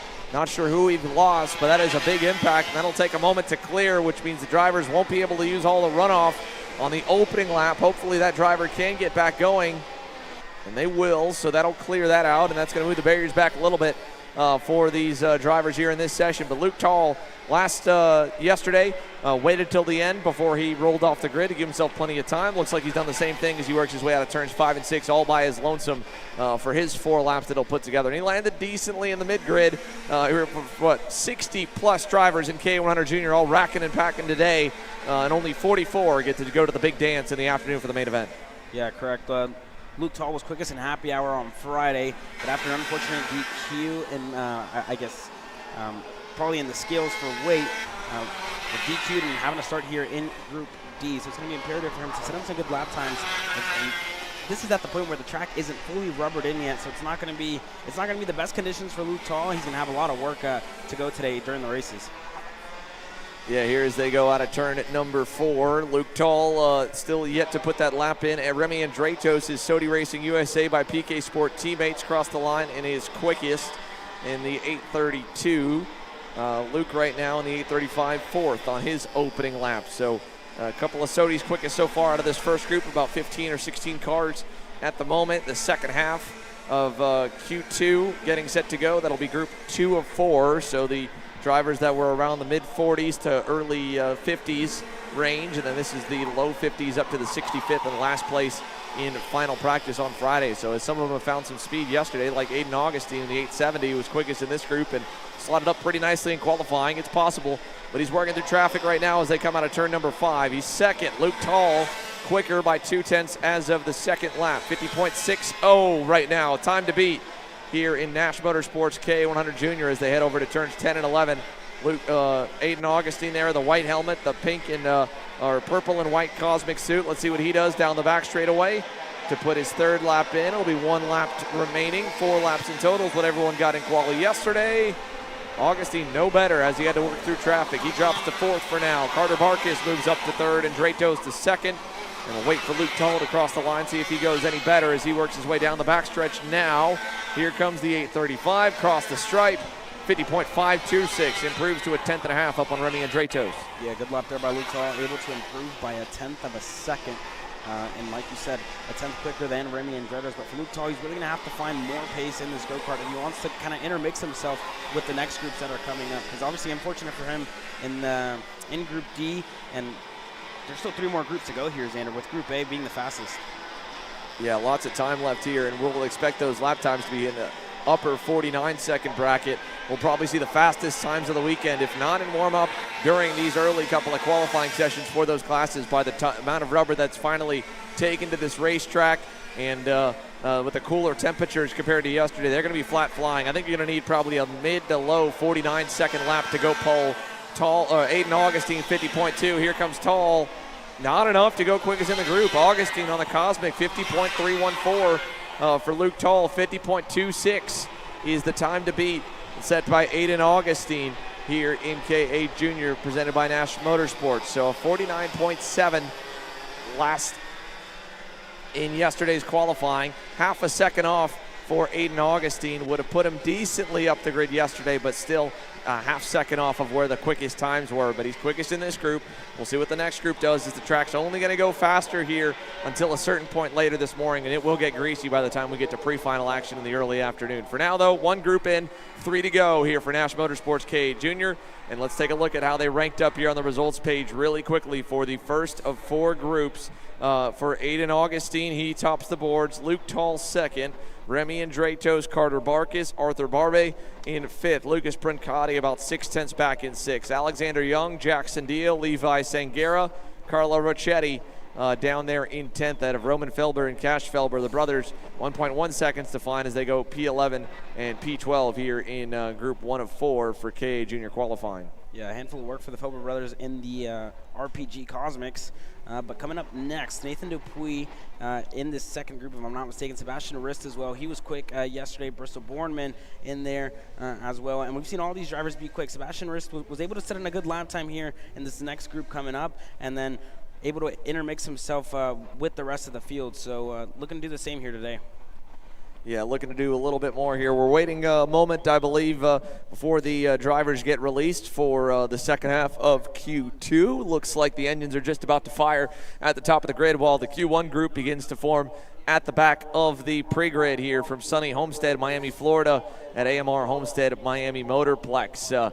We've got the sun poking out now compared to warm up. The track temperature probably picked up maybe about 5 to 10 degrees, maybe more so with the drivers running on it. Hasn't really gotten that much hotter just yet, and still no breeze that we were really hitting hard by the time we got to the main events. Winds upwards of 20 miles an hour were coming through the place here yesterday, just a couple miles an hour in easy going mooring. Really, this is kind of what the weather that everybody was hoping we'd have all week long when you come down to Homestead in January. But we have seen all kinds of weather in between: rain, heat, and even a little bit of cold in the mornings and at night. But for the most part, it's not been that nice, breezy 70, 68, low 70 degrees with the sun shining that you'd hope to have when you escape the winter from the rest of the continent and the rest of the country to come down to one of the southernmost parts that we've got in the U.S. So it's nice to have this kind of weather here now. As we take a look, winds expected to get up to around 17, 18 miles an hour right now, just around 5 to 10.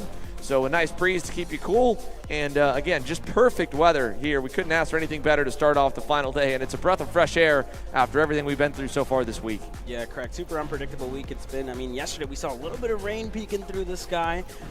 Made it difficult for our Masters drivers. We saw a couple of spins there as the track got a little bit slick, but it dried off quickly after that race. So again, Nash Motorsports KA Jr just waiting now before they release the second group on the grid. But as we take a look around the speedway, of course, 7/10 of a mile here, 12 turns in total. Our good friend Dave Serra from Kart Class was able to break down a little bit of the preview of what's to expect here from AMR Homestead-Miami Motorplex. So while the KA Juniors continue to get ready to roll, we'll see if we can send it over to Dave really quickly. Of course, you can check out the full Kart Class track preview that gives you every bit of inside info you need to know from Australia's winningest driver, over 17 national titles, won a few national races over here in the States, and has come very close to getting a Supernats win. And if he gets back behind the wheel this year, he would definitely be a shoo-in as a driver that we might expect to see at the top step. Hey guys, and welcome to AMR Motorplex in Homestead, Miami. I'm your coach, David Serra from Kart Class. I've previously won here at the Florida Winter Tour, so we're here to show you guys the fastest way to drive in both directions. So let's get stuck into it. Race lines, accelerating points, and braking markers are all the things we're going to show you guys in this track episode. This is a track that really rewards drivers that can attack the inside curbs. So don't be afraid to grip that wheel and hold on for dear life.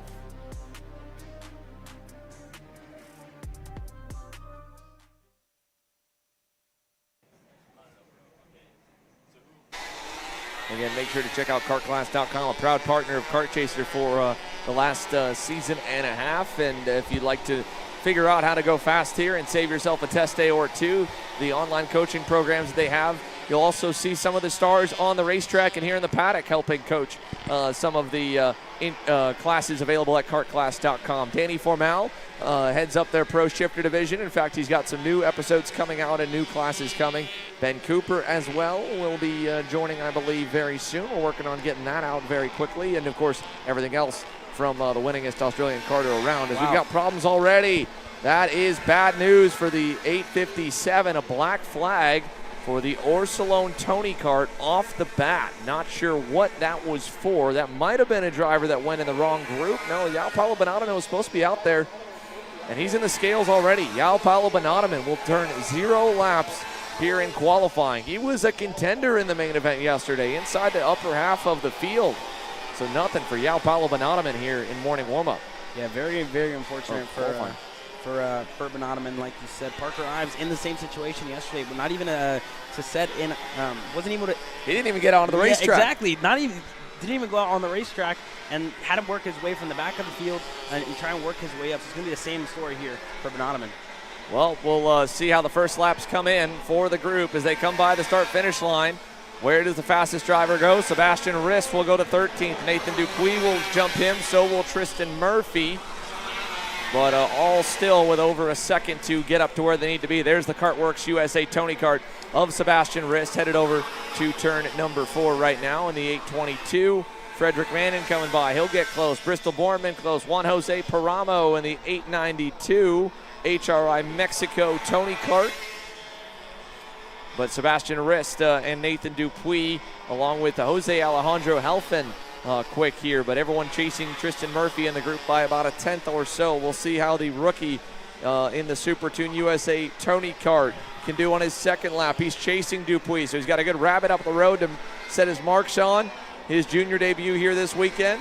Through the final turn come these 3 quick drivers, Rist, Dupuis, and as well for Murphy. Dupuis going to be the best of them that time on lap 2. He'll jump to 4th. Murphy will go to 5th on their second lap with still 3 more tenths to get to where they need to be. So Nathan Dupuis, 50.596. He was quickest in the group yesterday. Needs to go a little quicker here today. Yeah, it's going to be imperative for Dupuis to find a little bit of pace there, as he has a handful of work to do. 3 tenths off of Aiden Augustine, who currently sits on that provisional pole with a 50.260. If I'm not mistaken, I think it was yesterday, Ty Fisher was able to go fastest in this Q2 group. As it stands now, it's Aiden Augustine in the 870. The fastest lap came in lap 4, so for these guys, it's going to be imperative to set in their lap times, and it's just getting started now. Barely lap 2 for them, already in the 50.3s. It's going to be imperative for them to continue to set in good lap times. Across the line, big toe for Tristan Murphy that time. He'll take full advantage, 50.020 for Tristan Murphy in the 811. Sebastian Rist, 50.257. Ruben Gutierrez will go 3rd. Aiden Augustine 4th. Luke Tall from the earlier session as well. They're holding on to 4th and 5th. Not too bad for the slow group. 1 more lap to go, though. Look at the run for Tristan Murphy. He'll be right on the bumper of Nathan Dupuis here by the end of this lap, and that could potentially put him well above where he needs to be to crack the top 20 when the fast group hits the racetrack. Big bobble and a spin for Nathan Dupuis on the final lap. Just pushed it a little bit too far out of turn number 9, right ahead of Tristan Murphy. I think Murphy kept his foot in it.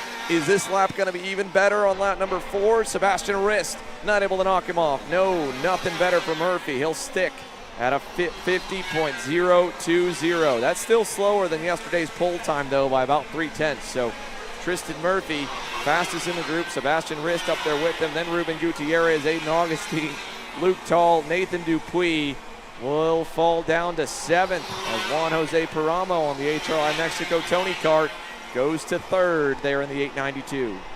Yeah, Juan Jose Paramo able to improve, but not enough to knock down Tristan Murphy from that top spot. And 0.06 of a second separates Sebastian Rist and Tristan Murphy, who still sits at the top spot here in KA100 Jr Qualifying, presented by Nash Motorsports. So Tristan Murphy is a lap at a 50.020. Will that hold up? I don't think it will do everyone, but it should go at least above a couple in the next group to roll. And then, of course, that's going to be Q1. So we go to group number 3. Comparing to where we are at right now, let's first go back, though, to Nathan Dupuis and see a little bit of what happened. We were zoomed in on Tristan Murphy, but we did get a decent angle at the shot there. And that's coming out of turn 9. Just dropped the tire just a little bit here. Watch this, coming out of the corner. Gets that right rear on the edge and that little divot from when the grass ends and it turns into pavement. Popped it up into the air, and that's what spun him. So wasn't even losing traction in the dirt, but just staying too far onto the exit curb and and touching on the rim of the grass. And when the grass ended and it went back into concrete and asphalt, that's what set him up. Here's Carlos Iaconelli, captain of the PK Sports Sodi Racing USA camp, getting ready to watch. Ryan Perry Motorsport, number of team owners, looking on for the fast drivers they've got in KA100 Jr, presented by Nash Motorsports. A 49.7 was the quick time in yesterday's qualifying. Tristan Murphy's 50.020 would have put him P7 if it was yesterday. However, we've seen everyone go faster so far from where they were in the equivalent session yesterday. And so I'm curious what we're going to see in qualifying. I would bet that we'll get a 49.4 or 49.5 as we got problems for Sammy Martinez.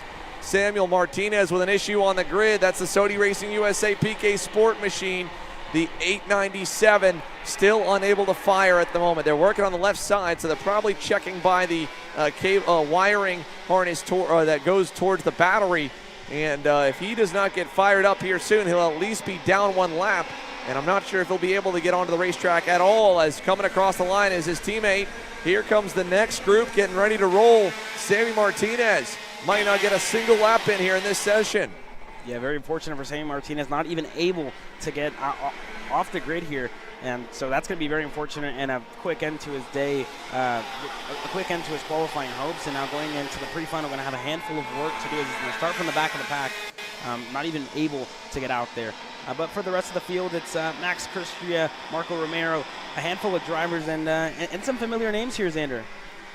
Yeah, quite a few familiar names here. Again, Max Christie was one of the unfortunate drivers, along with Ty Fisher, collected in turn one yesterday. So didn't really get many laps in the main event. Hopefully they can qualify a little better and get away from the carnage here today and get a good pre-final to put them into the show. That's Michael McGoy right behind Ty Fisher there as they go by. There is yesterday's winner, Sebastian Garzon, looking on down on the right-hand corner of your screen, watching this group go out. This is the third group of four. Garzon, of course, in the fastest and final group, taking in what's coming to him. Here comes Fisher to the inside of one of the TKG Kart Republics, I believe, or one of the HM Propella machines. That was the 872 of Sebastian Frigolay.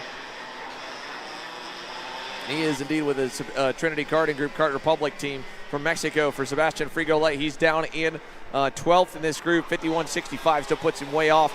Nobody's come close yet to that 50 flat. 50.74 for Alexander Vanchev, Zanella Tony Kart. Travis Pettit at a 50.96. Ty Fisher, Michael McGoy, they're fourth and third right now as they rocket down the back straightaway into the final turn. Lap two coming through. Vanchev 50.5. 50.5 as well for those two. Ethan Sky Magnachik, good lap, 50.38. Still with a lot of speed to get to the slow group. So maybe it was a really good lap from Tristan Murphy at a 50.0. Yeah, wasn't that bad there for Tristan Murphy. Currently still stands with a 50.0. Travis Pettit now goes purple with a 50.327 in his rookie season here in the junior category, moving up from Mini Swift. Had a good year. I think, if I'm not mistaken, was able to get one win last year behind Lucas Palacio. If I'm not mistaken here, Xander, correct me if I'm wrong. One win at the SKUSA Pro Tour finale at the Summer Nationals. Correct. Travis Pettit finally broke through and got a win against his sparring partner in Lucas Palacio, who dominated the mini category this year. I saw Travis and his father Adam over at the warehouse earlier this weekend as they were picking up some engines and parts. And he's like, it's fun. We're coming in, no expectations, just hoping to do better and, get in, learn, get comfortable here. It's a nice, probably breath of fresh air for them. He's like, at the same time, as soon as you go fast, you always want to win, you always want to perform well, but we're trying to stay grounded here because we're just jumping in and we know how tough this class is going to be with 60-plus drivers and a lot of returning veterans in the division for their second or their third year in junior. We were looking at a few more. That was Enzo Vidmontien watching on the Trinity Karting Group Kart Republic colors. We're coming to the line for the final time, though, in Group 1. Across the line, Turner Brown getting set to go. There's Chico on the grid. Here comes the checkers for the field. First up across the line, Max Weiland and Alexander Vanchev at the stripe. 49.7s for them. Here comes the rest of the pack. Nobody quicker. Vanchev on lap 3 at a 49.592 was a blistering lap, and that might be enough to hold. So Max Weiland, 49.74, 10th and a half off. Then Fisher, McGoy, Wakefield, and it'll push Tristan Murphy to 8th at the moment. Everyone ahead of him is going to be Sebastian Frigolay and Travis Pettit, who go 6th and 7th. Christopher Wakefield as well will go 5th in the group. And your now provisional pole time, 49.592, so he might even go faster than that with the fastest 15 set to go by Alexander Vanchev. He moves to the hot seat. Yeah, Alexander Vanchev very much in that hot seat in the track already, 2/10 quicker than what it was yesterday during qualifying. So very good to see Vanchev with a handful of pace in that Zanella Racing go-kart. Let's see if that time will stand here because he has a handful of hungry wolves about to go out on track right now. Turner Brown, Isaac Malquit, Sebastian Garzon, the big winner of yesterday. Enzo Vidmontien was up there, and the big story, Diego Ardila has led a handful of laps and unfortunately lost the lead late in both of his races. Yeah, he's coming back today probably with a vengeance here. Marco Romero didn't even turn a single lap in the pre-final, missed his heat race, missed qualifying. Now he's out for grid qualifying. Had a great drive through the grid in the LCQ and then moved up more spots in the main, but hopefully today he can make all those sessions, be on the grid on time and know what group he's in. And that starts off with putting together a good qualifying session. So here comes the field down to turn number 4. Alexander Vanchev's time of 49.5, and they're all playing a bit of follow the leader right now. Isaac Malcutt, he's going to lead them for the moment as he begins to warm those tires up on the Gillard and try to maybe put it a couple spots higher and get away from the mess that he was involved in yesterday between himself and Chico Brown. As we go to the carousel from Malcutt, you're watching Enzo Vidmontien, CKG Kart Republic. You've got Diego Ardiles on the Ralston Performance Group Cosmic, Sebastian Garzone on the Ursuline Racing Tony Kart, yesterday's winner. Two of them trading spots, 3rd and 4th in line, and then Salvador de la Vecchia right behind them, 5th in line as they begin lap number 1 of 4. Time to beat, 49.592. Sebastian Garzone, wicked fast yesterday, and I wouldn't be surprised to see him put one good lap together, but he didn't seem as consistent as Ardiles. He was faster on a single lap, but then other laps we'd see a little mistake out of Garzone, and then the gap would kind of open back up. Yeah, correct. So for Garzone, consistency is going to definitely be key here for him today. Lap 3 is the lap to watch here in this Q1 session. That seems to be the lap where the tires and karts pretty much come in unison, and that's going to be the quickest that we see them all weekend long. Lap 3 here for qualifying is the lap to watch. So as they go through down the back straightaway, Vidmontien with a big run to Sebastian Garzone's bumper. That'll probably be a pretty good toe lap for the 895. What does it look like here? No one right now jumping up too high off the start. Malcutt is 19th. Ardiles is 10th. And Garzone, going around Vidmontien. He went to 8th. So Enzo Vidmontien now also going to have to let Ardiles by. Not a good start for Enzo. Problems as well for the 833 of Max Christia. He goes around over in turn 2. He'll get back going. The 833 still with time to find, and that's going to put him on the back foot now for the final 2. But Sebastian Garzone, 7/10 better, first lap to first lap from the second group, so already looking very sporty. How quick can he go? He's got a big toe to Malcutt here to the final turn. He'll push him for a moment. Follow through turn number 12. This is going to be a big lap from Sebastian Garzone. 49.51. He goes to the pole, and now he'll pass Malcutt, or he'll try in turn number 1. Malcutt going to hang on, and this is going to hurt both of them on lap 3. So they've got to swap spots quickly if they're going to, or Garzone needs to bail. He's going to not go by in turn 4. Now they're all stacking up. Ardiles is going to be in a perfect spot if he doesn't catch them too early for a good lap here as they go to turn number 5. Yeah, this is really the most important lap of the entire qualifying session. It's going to be imperative for these guys to pretty much get on with it, or they're going to lose an entire lap here in lap 3 and wait until lap 4. So Garzone now down the inside on Malcutt, able to get it done, and as going to go to the front of the pack. Isaac Malcutt now gonna have to follow Garzone and see if he can set in a fast lap time himself.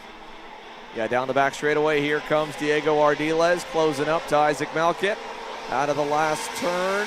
Yellow flags in turn 1. Ardiles going to go by. Now he can't. Had to back out, and that's going to hurt him big time in turn 4, or turn number 1 on lap 4. So the yellow flag's waving. He saw the yellow, had to bail on the lap, and that's going to hurt this entire group now. Everyone back. And look at Walter Jenkins. He might just be able to sneak the pole away. Had a good lap last time by. They're all trapped up. Garzone is now in the lead of the pack. If he can go quick by himself, he can hold the lead. There is team owner Fabio Orsolon and the Orsolon Racing Boys on the fence line trying to watch their young driver, Sebastian Garzone, who got that big win yesterday. Will the pole lap hold? 49.518. They got their phones out and watching the timing. Down the backstretch, last time around, KA Jr, fast group. Is Sebastian Garzone going to bring it to the Orsolon boys with a pole award at the line? Wow. 49.47, 49.3 for Walter Jenkins. He'll just barely beat out the Orsolon Tony Kart. Jackson Wolney as well. He'll jump up to second. Garzone push back to third. Disappointment there for him as, again, he had no toe, so by himself, the fastest of the no-toe laps. Walter Jenkins, though, perfect positioning, perfect spot right behind this leading group of 4. And for the second day in a row, he gets to lead a pre-final. But today, the overall pole for Walter Jenkins. What a performance. He gets to lead the odds group to green when we come back for their pre-final later on this morning. Yeah, and it seemed like a flyer there for Sebastian Garzone. Wasn't able to get it done in the end, and Jenkins, like you said, perfect positioning on track, able to get it done here and taking the pole in KA100 Jr, presented by Nash Motorsports. So Walter Jenkins at a 49.371. 4/10 better than yesterday's quick time at a 49.7. We're going faster and faster. Tristan Murphy, fastest of the first two groups. He ends up 19th in the blend. So that's still pretty good because he's going to be better than about 10 guys in the fast group, and that's going to put him on the fifth row for his pre-final, either starting 9th or 10th. I believe he'll start 10th on either pre-final, qualifying 19th. So 10th in the odd pre-final for Tristan Murphy. Again, that's 5 spots above the cut line to automatically transfer into the main event because this class at 65 total entries is running a last chance qualifier. Let's go back down to the grid here. Here is a look at the Trinity Karting Group Kart Republic Mini Swift Division. Maxwell Macha in the SLA Kart Racing Sodi Kart was just around the top 10 throughout most of morning warm-up. He's the Micro Swift SKUSA Pro Tour champion in his first full weekend in the Mini Swift class, won the Super Nats to end the year, and then yesterday was battling for a podium spot before crashing out with a few laps to go, ended up 17th. He's got work to do to improve on that in terms of the points here for today, but for Maxwell Macha, he knows the mistake, and it was a learning day for him of when to fight, when to back out, because he was just holding a bumper to the inside in turn 9, and that ramped him over the rear bumper and spun him around in front of a pack of cars. A bit more to learn here because Mini Swift Racing, with so many more drivers able to get to the limit, it's a lot more about racecraft and everyone around you than the Micro Swift class in comparison, where you normally only get 3 to maybe 5 drivers that are regularly in the hunt with the speed to win. That's exactly what we saw in Micro Swift yesterday. Zane Burgess, Liam Nachawati, Danny O'Gara were the only 3 miles ahead of the field. Mini Swift, different story. While True Show pulled away, it was pretty even down the rest of the top 10. You had to make smart moves because it wasn't a 1-spot loss if it was a mistake. It could be a 5 or 10-spot loss. Correct, and like you said, throughout the top 10, super close. And for Maxwell Macha, running in the top 5, and then towards the end, made contact, fell out of the top 5, and ended his hopes for the day. Fell all the way back to 18th after that incident late in the race. So TKG Mini Swift here is about 2 minutes away from going green. And again, it'll be just 2 groups for them at a sold-out or almost sold-out class in total of 32. Pretty full grid for the Mini Swift class, and they lost a lot of drivers from last year and didn't have too many moving up from Micro, but Micro at a sold-out grid of 44 is a good sign that the Mini Swift class is still going to be plenty full for years to come, and all the classes up the structure. When the youngest class is good, the health of the sport definitely looks good, and the health of the sport in general looks great here with the Rock Cup USA Florida Winter Tour bookending the 3 opening Superkarts USA events of the year. The 2 SKUSA Winter Series races here in Homestead and the SKUSA Pro Tour in Orlando will be followed up by the Rock Florida Winter Tour finale. Helped out a lot of the race teams to be able to set up in one location for 2 back-to-back races, so convenient and less expensive logistics for them, and able to stay in their same pit spots. And for the drivers, being able to stay at the same racetrack back-to-back, you're getting a lot more crossover than even in years past. And I think that between that and the momentum that we've seen in North American karting over the last couple of years has pushed this to record turnout numbers for the weekend, upwards of 280 confirmed pre-entries for the SKUSA Winter Series. There's a look at one of the Team Bennick drivers' nose cones getting set to go, and it is Troy Ferguson in the 1:43. The Californian is looking for a little more luck here this weekend. He enters his 2nd full year, I believe, in the Mini Swift category. Was fast throughout a lot of races last year. He's one of the returning contenders. Not too many, as of course we lost Lucas Palacio, we lost Travis Pettit going to Junior, Palacio going for a mini campaign in Europe. We'll see him probably back at the Super Nats, if that may be the only race that we see him return. And then the rest of the field through the grid here. This is another one of our TKG or Kart Republic drivers that'll be joining us for the first of the 2 groups. So we've got plenty of cars here in the 32. It'll be 16 apiece. That's one of the Simone brothers there, if I'm not mistaken. Rocco Simone there, who was 2nd place yesterday. My mistake. New helmet for Rocco Simone, the Canadian. And look at this. I think we've got a bit of an issue here for the 194. And this could trigger a penalty because you are not allowed typically to have tools on the grid. But nonetheless, the Zanella Racing boys trying to at least get the tires on. Might have rolled up with the wrong set of tires is why. So either way, whatever they worked on, they're going to release him. And that just may trigger a post-qualifying penalty because the only thing you're allowed to work on the grid is tire pressure. But nonetheless, we're on the circuit now here for the first of two groups in Team U-Race Micro Swift. Yep. Leo Simone on the grid here in Micro Swift. There you go. Yeah, Leo Simone, the younger brother, Rocco Simone, I believe. Or no, this is Mini Swift. We got our logo wrong on the top right. Well, we were right. We were Rocco Simone there. It's TKG Kart Republic Mini Swift on the racetrack now, and that threw us off because, again, this was a schedule change from yesterday. KA Jr now going out first, Mini Swift going out in second. Down the green flag start-finish line straight away. First lap's getting lined up here for the first of the two groups.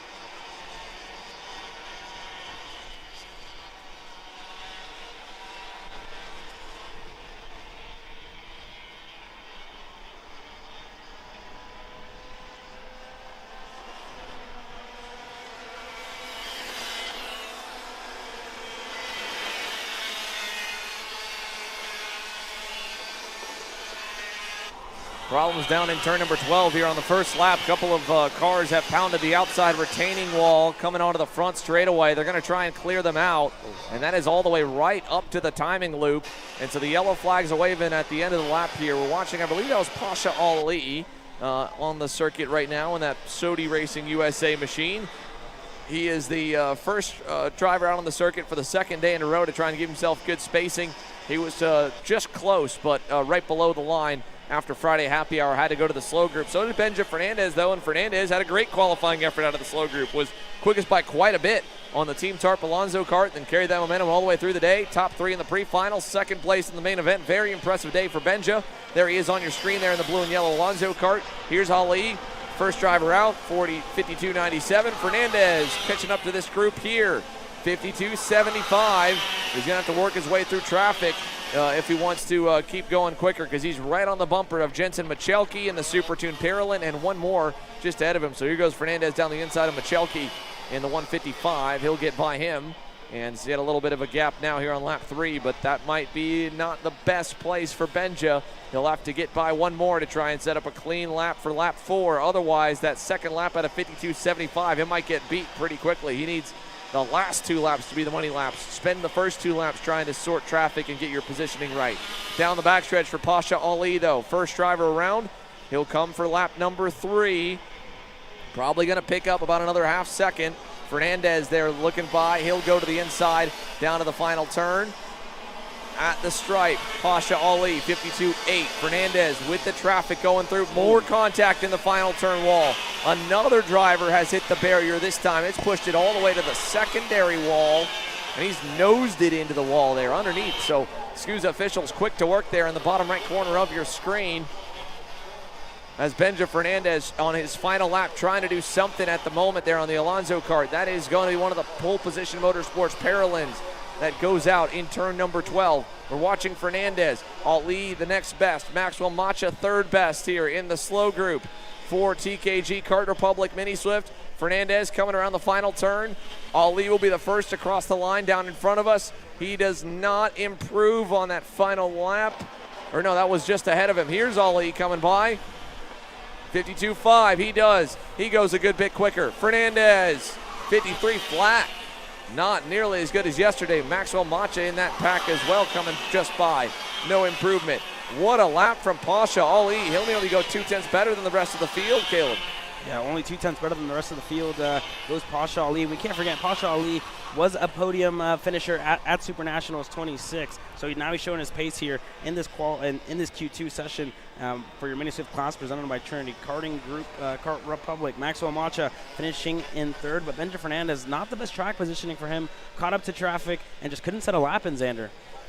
Yeah, Benja Fernandez, he did get clear of them by the 4th lap. I don't know if by going offline it dirtied the tires a little bit or what, but Pasha Ali, good lap here to start qualifying from the slow group for the 142, 52.586, the time to beat.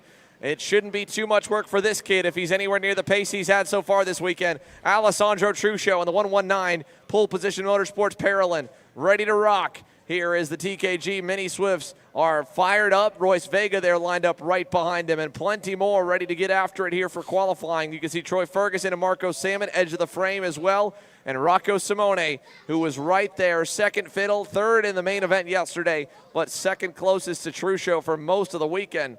So last, based on that lap here of 52.586, Pasha Ali picks up 1.2 seconds from his quality lap yesterday. That lap would have put him 8th overall, but we saw the KA Juniors pick up 4/10. Do these guys pick up as much or more? Truscio definitely looks sporty in warm-up once again because he was only 2 thousandths off the best time passing on that lap.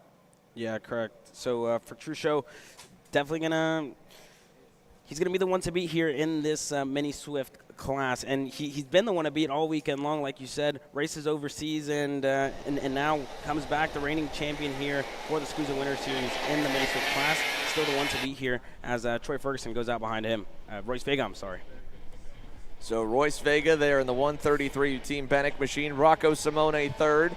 Troy Ferguson back and forth. Truscio will parade him around, and he had no problem leading them around the racetrack last time for qualifying. I don't think he really minds it too much here because he's been able to drive away when they've been on his bumper, but through turn 5, everyone's slipping and sliding a little bit here on the outlap, so that's going to keep them close and give them a good shot to follow the Parolin driver and see if they can't find what the pole position motorsports boys have found to get that extra edge over the field.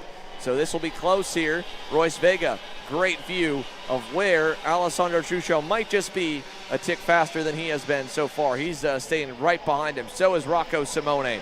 Out of the final turn. Let's start. Lap 1 of 4. Time to beat 52.586. Ferguson's right there. And another one of the Sodi Racing USA boys is right behind him as well. And I believe that is Valentino Sentian. It's under the under the Sodi Racing USA by PK Sports Sense for Valentino. As to the inside, Rocco Simone going to go by Royce Vega. Didn't lose too much time to Truscio. They're still well within the draft here, but they're all fighting to get right behind that red and white car because they know he's going to toe the line and set a pretty good pace.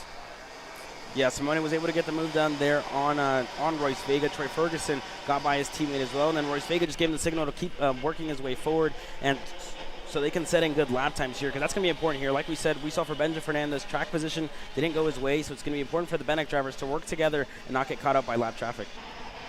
Down the backstretch, Ferguson pushing with Simone. He'll follow Simone a little bit wide there in the last turn. Ferguson's going to stick with him for now as they both frantically check over the helmets. Truscio on lap number 1 at full speed. He's going to go decent. He'll go all the way to 15th, but he's not the quickest. That one goes to Emil Hernandez Marun. Actually, no, Mika Barrow, Ashton Woon were both quicker. Ashton Woon in the 195, 7th on the opening lap at a 53.346. Still 7/10 off. There's a look at Yannick Rowland, the team owner for Pole Position Motorsports, watching his driver, Alessandro Truscio, try to complete what could be a perfect weekend. Pole in both days, pre-final and main event wins by leading every lap. He's leading the pack right now. Doesn't seem to be pulling away by too much, so it'll be a little bit tougher to go to the pole because if they just match him in terms of how he's driving, but get that big run down the backstretch like this, they'll get a good lap. Keep your eye on the 109 of Rocco Simone to fly up the charts this lap. At the line, he goes to second, 52.62, right to the bumper of Truscio. Emil Hernandez Marun, even quicker that time, 52.57. He'll go quickest overall and bump Ali back to P2. Yeah, correct. And for Rocco Simone here, getting the draft, a little bit of a toe there down the main straightaway from Truscio. So this is really going to help out Simone as he continues to get to the rear bumper there of Truscio down the main straightaway. As you see the Benek driver switch spots. Royce Vega thinking he's faster than Troy Ferguson, makes the overtake in turn number 5, and now they're going to get on with it and try and set in more fast lap times. Through the carousel out of turn number 9. Truscio pulling away a little bit this lap. Simone trying to stay close. If Simone gets a big run out of 11 and pulls up to the bumper by the start-finish line, he'll be quicker than Truscio, who we know is pretty quick right now, but he's not in the top 10 even. Down the final stretch here to lap number 3. Alessandro Truscio, Rocco Simone to the top. Truscio beats Simone just by a little bit that lap. 52.305. Provisional pole for Truscio. Simone on the TKG KR, starting the lap on his bumper. He's got to end it right there. He's close to him to turn 4. Then it's Ashton Woon in 3rd. Emil Hernandez Marun did not improve. He falls back to 4th. Ali from the slow group. Still fifth, Parker Ives, Josh Bergman. 3 drivers, Ali, Ives, and Bergman, moving up for the Micro Swift class, going 5th, 6th, and 7th. Contenders from last year in the lower age group sporting out pretty nicely so far here in Mini Swift. And again, Parker Ives, anything's better than dead last for him here. So to go 6th already, that's pretty good. That's going to put him potentially in a podium challenging position, because he drove all the way to the top 5 from dead last throughout both sessions. There he is in the Ives Racing RPM Nitro Kart. Here comes everyone across the line. Simone better than Truscio at a 51.9. Can anyone go better than that? No one so far. Nobody else quicker than Rocco Simone, and perfectly timing the draft off of Alessandro Truscio. He will not take away the chance at a clean sweep and a perfect weekend and maximum points, because he collects the 10 bonus points for the pole award in TKG Kart Republic Mini Swift qualifying. Truscio has to settle for 2nd, Royce Vega 3rd, Troy Ferguson 4th for an all-Benick row 2, then Ashton Woon in 5th, John McClellan is 6th, Emil Hernandez Marun 7th, Pasha Ali 8th, Parker Ives in 9th, and Josh Bergman rounds off the top 10. A great lap there by Rocco Simone to put his Kart Republic on the pole position. Truscio now going to have to go back to the drawing board and see what he can find in that go-kart to really improve, because it seems like Rocco Simone has caught up today. So we continue to wait here. KA100 Sr rolling onto the grid now here as they get set to roll. The first of 2 groups will be coming up your way next. Here live from AMR Homestead-Miami Motorplex. You're watching Car Chasers coverage powered by ShopAKR.com. And Dalton Haynes looking for a better day in Sr Qualifying, because just like yesterday, he's got to roll from the slow group with Alessandro DiTullio, where ADT put it on pole. Haynes looked almost as fast, if not equally fast, but bad traffic hurt him on laps 3 and 4.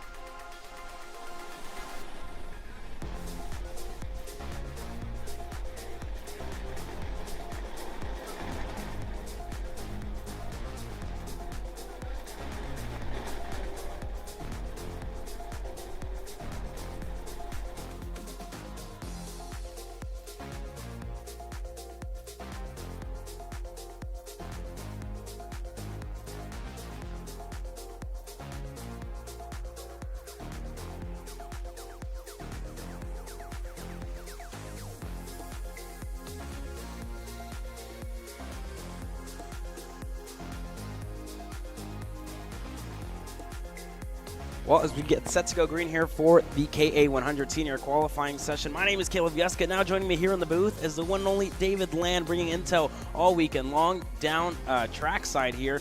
We are getting set to go green here with our 2nd group in the KA100 Sr class. The big story here, David, Dalton Haynes and Alessandro DiTullio, after a late DQ in happy hour for them on Friday afternoon, is going to put them in the 2nd group here for both qualifying. They were in the 2nd qualifying group yesterday. DiTullio able to put it on pole from the 2nd group. Haynes got caught up in some traffic, so it wasn't the best day for him yesterday, but let's see what he can do today. Seems like they're going to wait to try and get the better track position here, David. Yes, Alessandro DiTullio had a really strong day yesterday. Put it on pole from the second group. Actually had half a second on Dalton Haynes yesterday in the second group qualifying. Haynes was 17th overall starting yesterday. Obviously, Alessandro DiTullio went on to a victory in KA100 Sr and second place in X30 Pro. So a good day for Alessandro DiTullio yesterday, and he's looking to pick up from the second group here today and repeat what he did yesterday. And we're just about here rolling off for KA100 Sr, the first group by Sodi Racing USA here. We've got the waiting game with Alessandro DiTullio and Dalton Haynes. Those two are looking for some clean road, and off they go.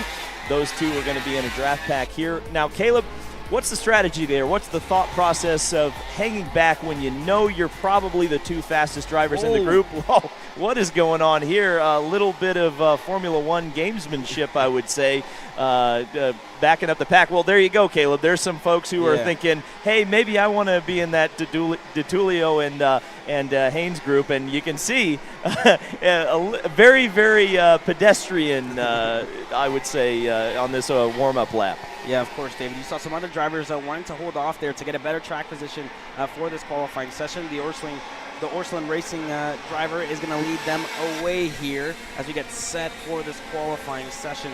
And the names continue to come in. Dominic Karai currently leads the pack here in qualifying. That's the Orslin Racing driver, if I'm not mistaken here. Sorry, Bernal Valverde there in the 976 there in that KA100 class here. But for Dalton Haynes and Alessandro DiTullio, they're further back in the field, so we're going to tune in with them later on. But yeah, you saw a handful of drivers waiting, moving to the wayside, letting other drivers get through because they want better track position. Now you see Alessandro DiTullio and Dalton Haynes able to get going, but they get going later on, already a minute into the session.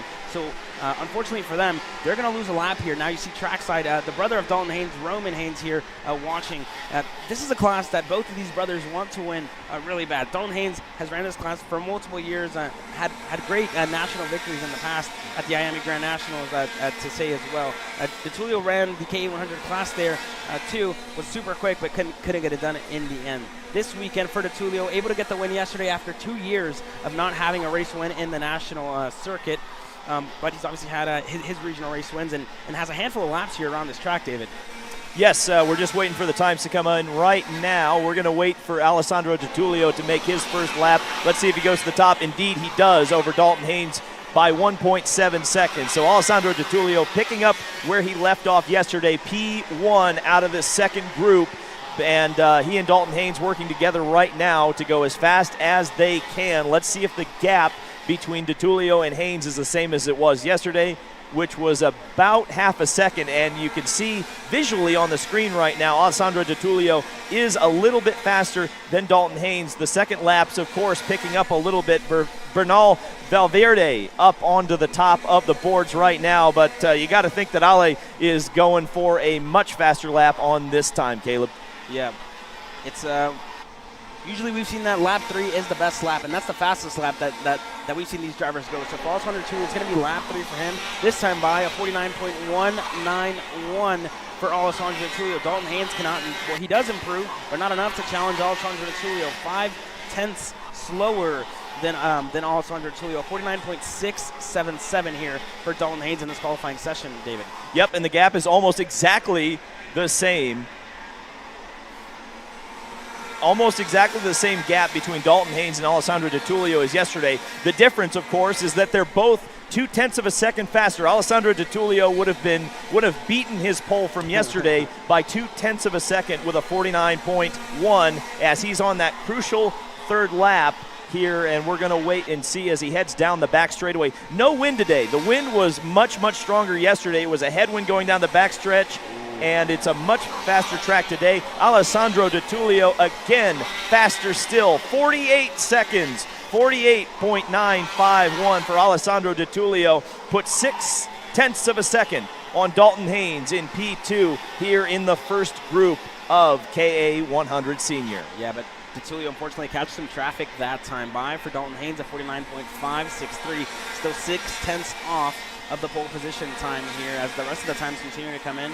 But yeah, not going to be the best lap for Alessandro Tullio. It looked like he was going to get the checkered flag that time by, and he didn't, but the checkered flag is out this time. Let's see what it's like for Dalton Haynes if he can close down that gap to the Tullio, but it seems like he just doesn't have the pace in that Sodi kart that the Tullio has in his Inter MS Kart Republic. This time by for Alessandro Tullio across the line. Can he improve? I don't think he will be able to. He had a passing traffic that's not going to be good enough there for Alessandro Tullio, who pulls in to the scale. So a 48.951, a handful of time faster than his lap time yesterday. Dalton Haynes can't improve. A 49.301 here, David. Dalton Haynes actually did improve a little bit. He gained 0.3 of a second on Alessandro Tullio. He's 3.5 tenths back from Alessandro Tullio, so he did improve. That should help his overall grid position as we roll off for the KA100 Sr Pre-Final. However, that's probably not going to put him in the top half, or at least the top 10, I would say, right? You'd say there's probably about 0.3 of a second between the top 10 as we see the second and faster group going out here in just a second. Correct. You see that second group on your screen now is MPG Motorsports co-owners Race Liberante and Mr. Billy himself there for MPG Motorsports here as Braden Eves, I guess their star driver not here this weekend, but Austin Olds is their senior driver here this weekend. Zachary Clement DeMello, another big story here, a fellow IndyCar driver for you, very familiar with you. He had a good race back yesterday, made it up to P7, and then it seemed like he just lacked the long run pace in his Maranello kart. Yes, Zachary Clayman DeMello had a bit of a vacation last year, to say the least, but the former lap leader at the Indianapolis 500 was certainly a highlight reel package in and of himself. But you know, we're in the entertainment business here at Kart Chaser. We appreciate those guys who make it interesting for us and give us some replays to take a look at. Now we've got a great group here forming up in the second group for KA100 Sr. Should see some fast lap times here as Aaron Likens, the starter for SKUSA, gives them the green flag, and we are running here in qualifying. And Caleb, when you're running in a group like this, especially in KA100, where typically the draft, we talk about the toe laps, and it looks like there's a good little train here going on right now. How much lap time can you make up when you get a good toe? Definitely a good couple of tenths here. Colin Lloyd, you see there, already making up time to Ernesto Rivera, who was leading that train. Now Stephen Miller getting through as well. So Colin Lloyd was in that best spot, wasn't the best spot in that group. I would say like 3 tenths in some tracks, depends on the tracks, maybe half a second. 3 to 5 tenths is what you can gain. Half a second depending on the track, and some long straightaways here. So for Colin Lloyd, wasn't the best spot there. Was able to get around Rivera, and that's not going to help his lap time out. But for him now, in the best spot now is Stephen Miller, who's in that second spot, gaining time from the toe, which is so important in this KA100 class as we continue to go here in this qualifying session. The best lap wasn't that good for this group, but like we know, the third lap usually the best when it comes to qualifying here at AMR Homestead. Yeah, you're absolutely right about that. We're looking for that third lap, but obviously Alessandro Tullio was pretty quick right out of the box, and we didn't see too many of the drivers here in this line of karts. About 10 long right now. None of them have quite moved up into the top positions, but I think we're expecting, with that 3.5 to 5 tenths of a second gap that we can expect from the draft, I would tend to think a lot of these drivers are about to vault their way up into the top 5 at least, if not directly behind Alessandro Tullio, who is provisionally on the pole position. Here comes the group across the line. Colin Lloyd, Donovan Bonilla goes to second, 3/8 tenths of a second behind Alessandro Tullio. So look out for Dono Bonilla looking for the pole position. Could be the next lap. Yeah, they're Donovan Bonilla behind his teammate of Ernesto Rivera there, but nobody was able to go faster than Alessandro Tullio did on his second lap. The Tullio's second lap was a 49.1, and this time by for Donovan Bonilla was the fastest. That's a 49.2, so a tenth off still on the second lap. Like I've said, lap 3 is the best lap for qualifying here at AMR. So we're going to see what it's like for Donovan Bonilla this time by. In turn number 11 we go. Colin Lloyd still leads this group. Stephen Miller right there, not able to crack into the top 10 at the moment for Stephen Miller and Colin Lloyd. This time by for Dono Bonilla can improve. There goes Colin Lloyd up in a P2, and Anthony Rivera now to P2. A 49.140 for Anthony Rivera. Colin Lloyd up to P3. Ivana Richards P4 as it stands. Ernesto Rivera Checo up in a P5. A 49.258 for him. Escorpione in 6th, and Bonilla falls back to 7th as he was involved in a little bit of traffic there as well. ADT still has almost a full 0.2 of a second advantage on the rest of the field. Caleb, I'm not sure they're going to get him. Let's see. I'm going to try to make this dramatic as starter Aaron Likens has the checkered flag ready for our drivers here in group number 2 in KA100. We're looking for drivers like Donovan Bonilla to potentially move up into the pole position. Here it comes, the moment of truth.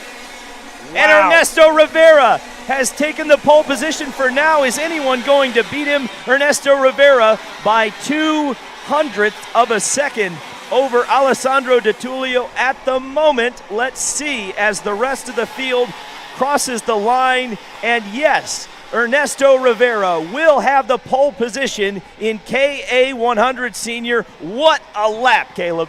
Yeah, in one of his final races here in the United States, Ernesto Rivera puts it on pole here in KA100 Sr. Able to beat Alessandro Di Tullio, the hometown hero here at AMR Homestead in Miami, a Miami native himself. So Alessandro Di Tullio loses that spot to Ernesto Rivera, and he was able to get it done on the final lap. A 48.931 for Rivera and a 48.951 there for Alessandro Di Tullio. Loses the pole position by 0.02 of a second here, David. Extremely close in the top 3. All 3 covered by less than 0.1 of a second. In fact, 0.5 of a second covers the top 3 at Homestead-Miami. We've got Micro Swift lining up and gridding up, coming up next here for qualifying at the SKUSA Winter Series, race number 1.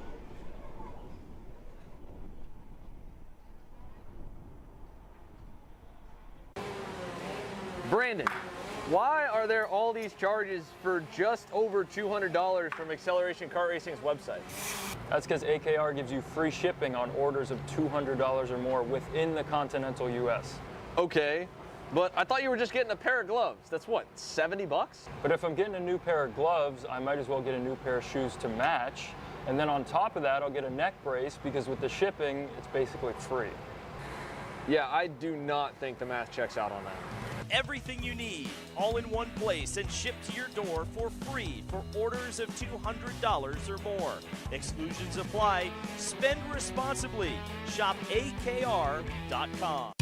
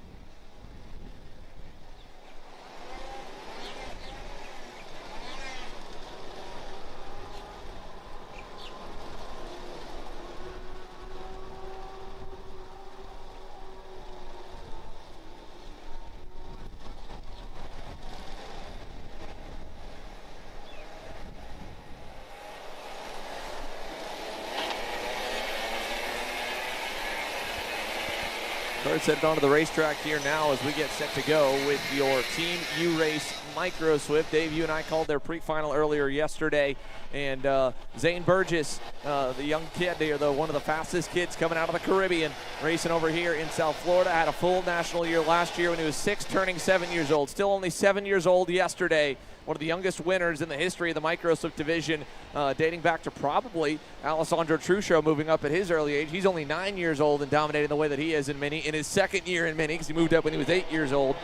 So a lot of young guns on the lower end of the 7 to 10-year-old age bracket here, and plenty of them in the slow group and probably their first ever national start here at the SKUSA Winter Series. But always a good sign for not just the future of karting, but the future of motorsports as a whole, to have a sold-out grid of 44 drivers in our youngest class.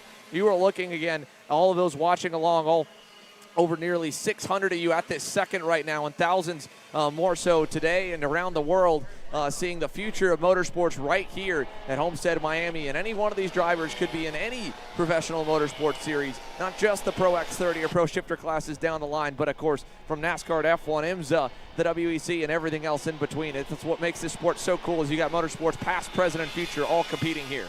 It's absolutely amazing to me that drivers are winning races at 7 years old. I'm sure my mom could tell you quite a few things that I was doing at 7 years old, but none of them involved winning races. It's crazy, but you look at Max Verstappen. I think he's the greatest example, right? Racing Formula One cars at 16. I mean, they're starting younger and younger. And Micro Swift, I mean, these guys. I mean, we saw it yesterday. Incredible racecraft for such young drivers. I mean, it not only is a credit to them, but it's a credit to the folks in the paddock who are training them, teaching them, showing them video, showing them data, and really teaching these kids to be professionals so early on so they can move up to cars and move up to whatever series that they're dreaming of. I mean, I know when I was 7 years old, the one thing I probably shared in common with these kids is that I had a poster of Dale Jarrett in a NASCAR or any number of Indy 500 drivers on my wall, and I dreamed of being them. And those kids, I'm sure, share the dreams that many of our viewers and broadcast crew have.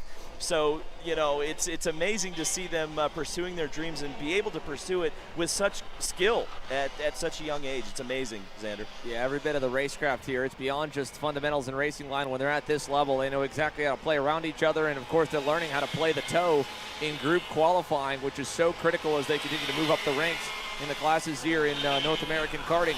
Liam Nachawati on his opening lap here in this group. Of course, he was a front runner yesterday and is in the slow group here in qualifying, the first of the two to roll on the racetrack. 21 drivers so far in this one. There'll be an additional 22 to 23 in the fast group that will run after. Nachawati's opening lap, 3/10 better than anybody else. He was right there in the mix with Danny O'Gara and eventual race winner Zane Burgess yesterday, and fought his way to start pretty well out of this slow group. So it's definitely possible to do it again. His second lap, even a half-second quicker now overall to Cameron Johnson in the 2:10 machine right behind. Then Marcos Burgess in third, Marcelo Flores fourth, Nolan Carney fifth, Logan Arteta in sixth. There's a look at Nachawati in the 280, and he was right there pressuring, and we talk about lessons in racecraft. He got a big one yesterday as Zane Burgess was able to park the bus on the inside lane for the final 2 laps, and Nachawati couldn't quite set up the crossover to get around him in that pole position motorsports parallel.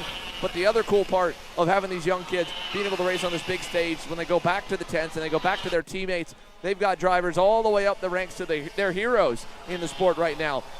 Alessandro Truscio, been there, done that here in Micro Swift and in Mini Swift, as last year's champ at just 8 years old. He's a great mentor for the other young drivers under the pole position motorsports tent. And while he won't be here in February, to have him here in the month of January is, I'm sure, a huge help to a number of the drivers this weekend. On screen now is going to be, I believe, the 210 of Cameron Johnson on the BJR MDR camp. A lot of experience and a lot of championships under that tent, both with the drivers active right now with the likes of Paulie Massimino, who heads the way in the Pro X30 class. But, of course, Brandon Jarskrak, 4-time U.S. Pro Kart Series champion, and Mike Doty, multi-time national champ, one of the few Americans that we had back in the 90s and 2000s that was racing for the factories over in Italy for some time as well. So you have a lot of great leadership and coaching, and they've produced a number of champions. Cameron Johnson might be the next one of them here, as his good lap now is bumped to fourth at the checkered flag. Nachawati ends up with his third lap still holding strong.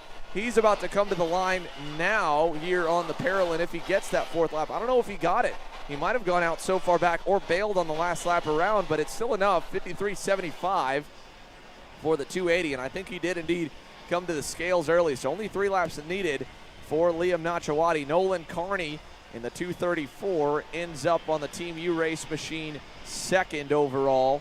Then Marcelo Flores third, Cameron Johnson fourth, Burgess fifth, Arteta, Dutch Westbrook, Cooper Lorenzo Lopez, Austin Taylor, and Nicholas Niebles down in 10th. But a 4/10 gap, that's what you're looking for when you're in the slow group like this. You want to be head and shoulders above everyone else to hope that the back half of the fast group blends in behind you and in the middle.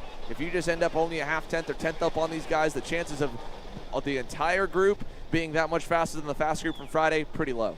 Yeah, it's quite interesting. It seems like that's the gap you kind of want if you're in that slow group, is about 4/10 if you can qualify first. I mean, we saw with ADT just in the previous group, that seems to be about what the fast group is capable of running. You know, and I'm curious, Xander, what different factors create that sort of a situation? Are the drivers in the fast group just that much faster, or is track progression really that big of a factor? It really depends a little bit on the event and kind of the overall conditions, right? At this point, the track is pretty standard, as we see on screen there. That's Connor Ferris and his dad as well. The Team Ferris Racing Camp, they had Jake Manalio go quickest in warm-up, but it's a mix. Obviously, it helps in a lower horsepower, slow class like this one. 9 horsepower. Toe is pretty big with these 1,000-foot long straight, or near 1,000-foot long, about 700 to 800-foot long straightaways here at AMR Motorplex. So that's a big factor. That helps to have other fast guys around you to bounce off of and be able to start a lap 4 or 5 cars behind and roll with them. Track progression is a little bit, especially if it's going from one compound to the other. If it goes from the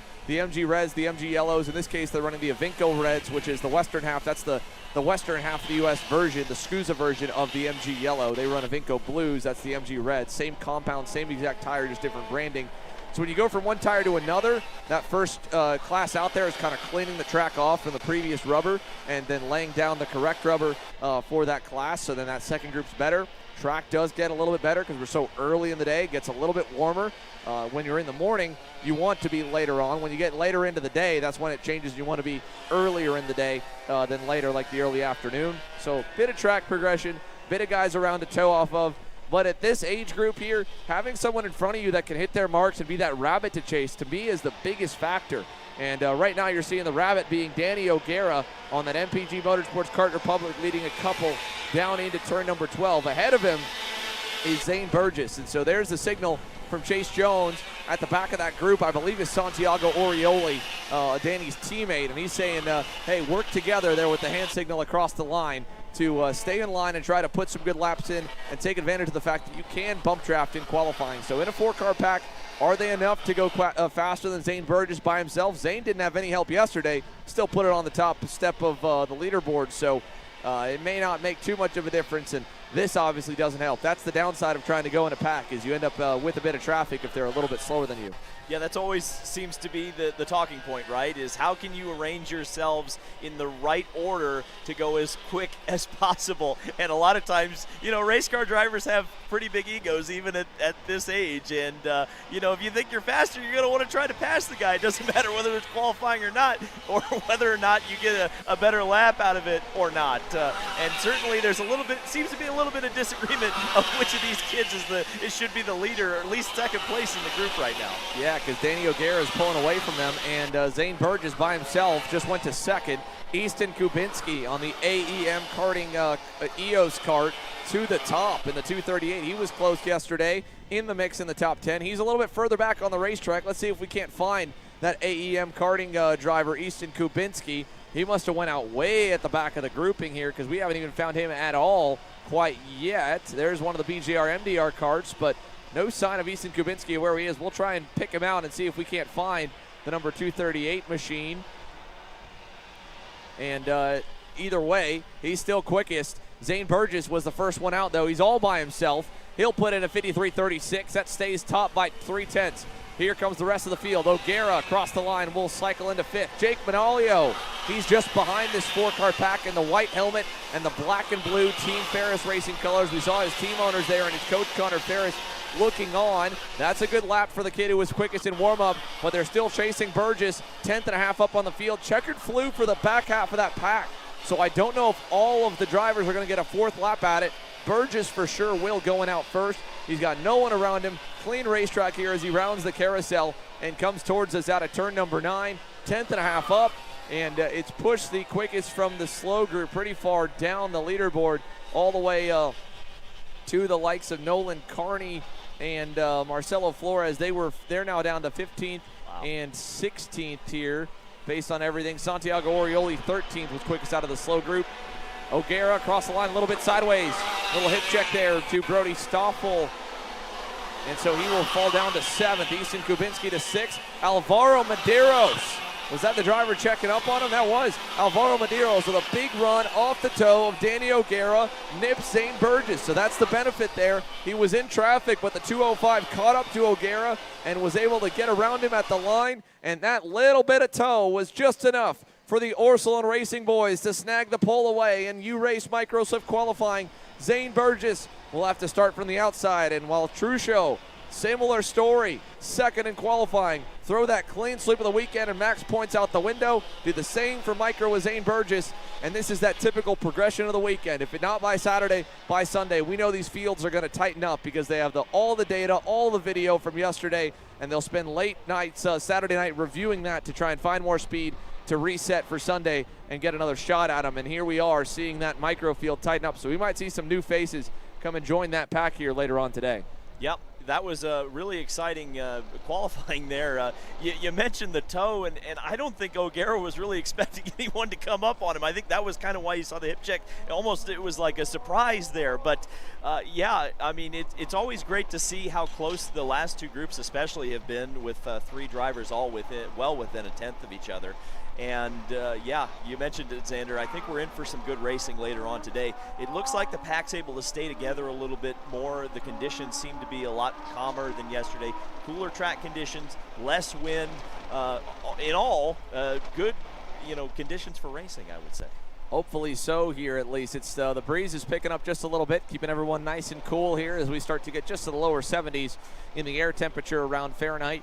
KA100 Master on the grid. We talked about, again, the future motorsport stars for karting at all disciplines of motorsport start in Microswift and move up. But here in KA Master, we see a star-studded field. Of course, Mario Dominguez, former IndyCar Series star, racing in it, and he had a decent day yesterday. Didn't make it onto the box, but he was close to the Alessandro's racing camp. Yeah, this is when I get to be a little bit of a historian. Mario Dominguez won 2 IndyCar races, or Champ Car as it was known at that time. Won kind of a bit of a farcical race in 2002 at Surfers Paradise, but got a super legit win. Actually here in Miami on the streets of Bayfront Park in 2003, driving for the Herdez Vivo Mexico team. So Mario Dominguez out there, big shout out to him. One of several former IndyCar drivers. In fact, Billy Vincent walked up to me earlier today and said, and let me know that EJ Vizo's on the property as well. So shout out to him. I know Zach Clayman DeMello's here.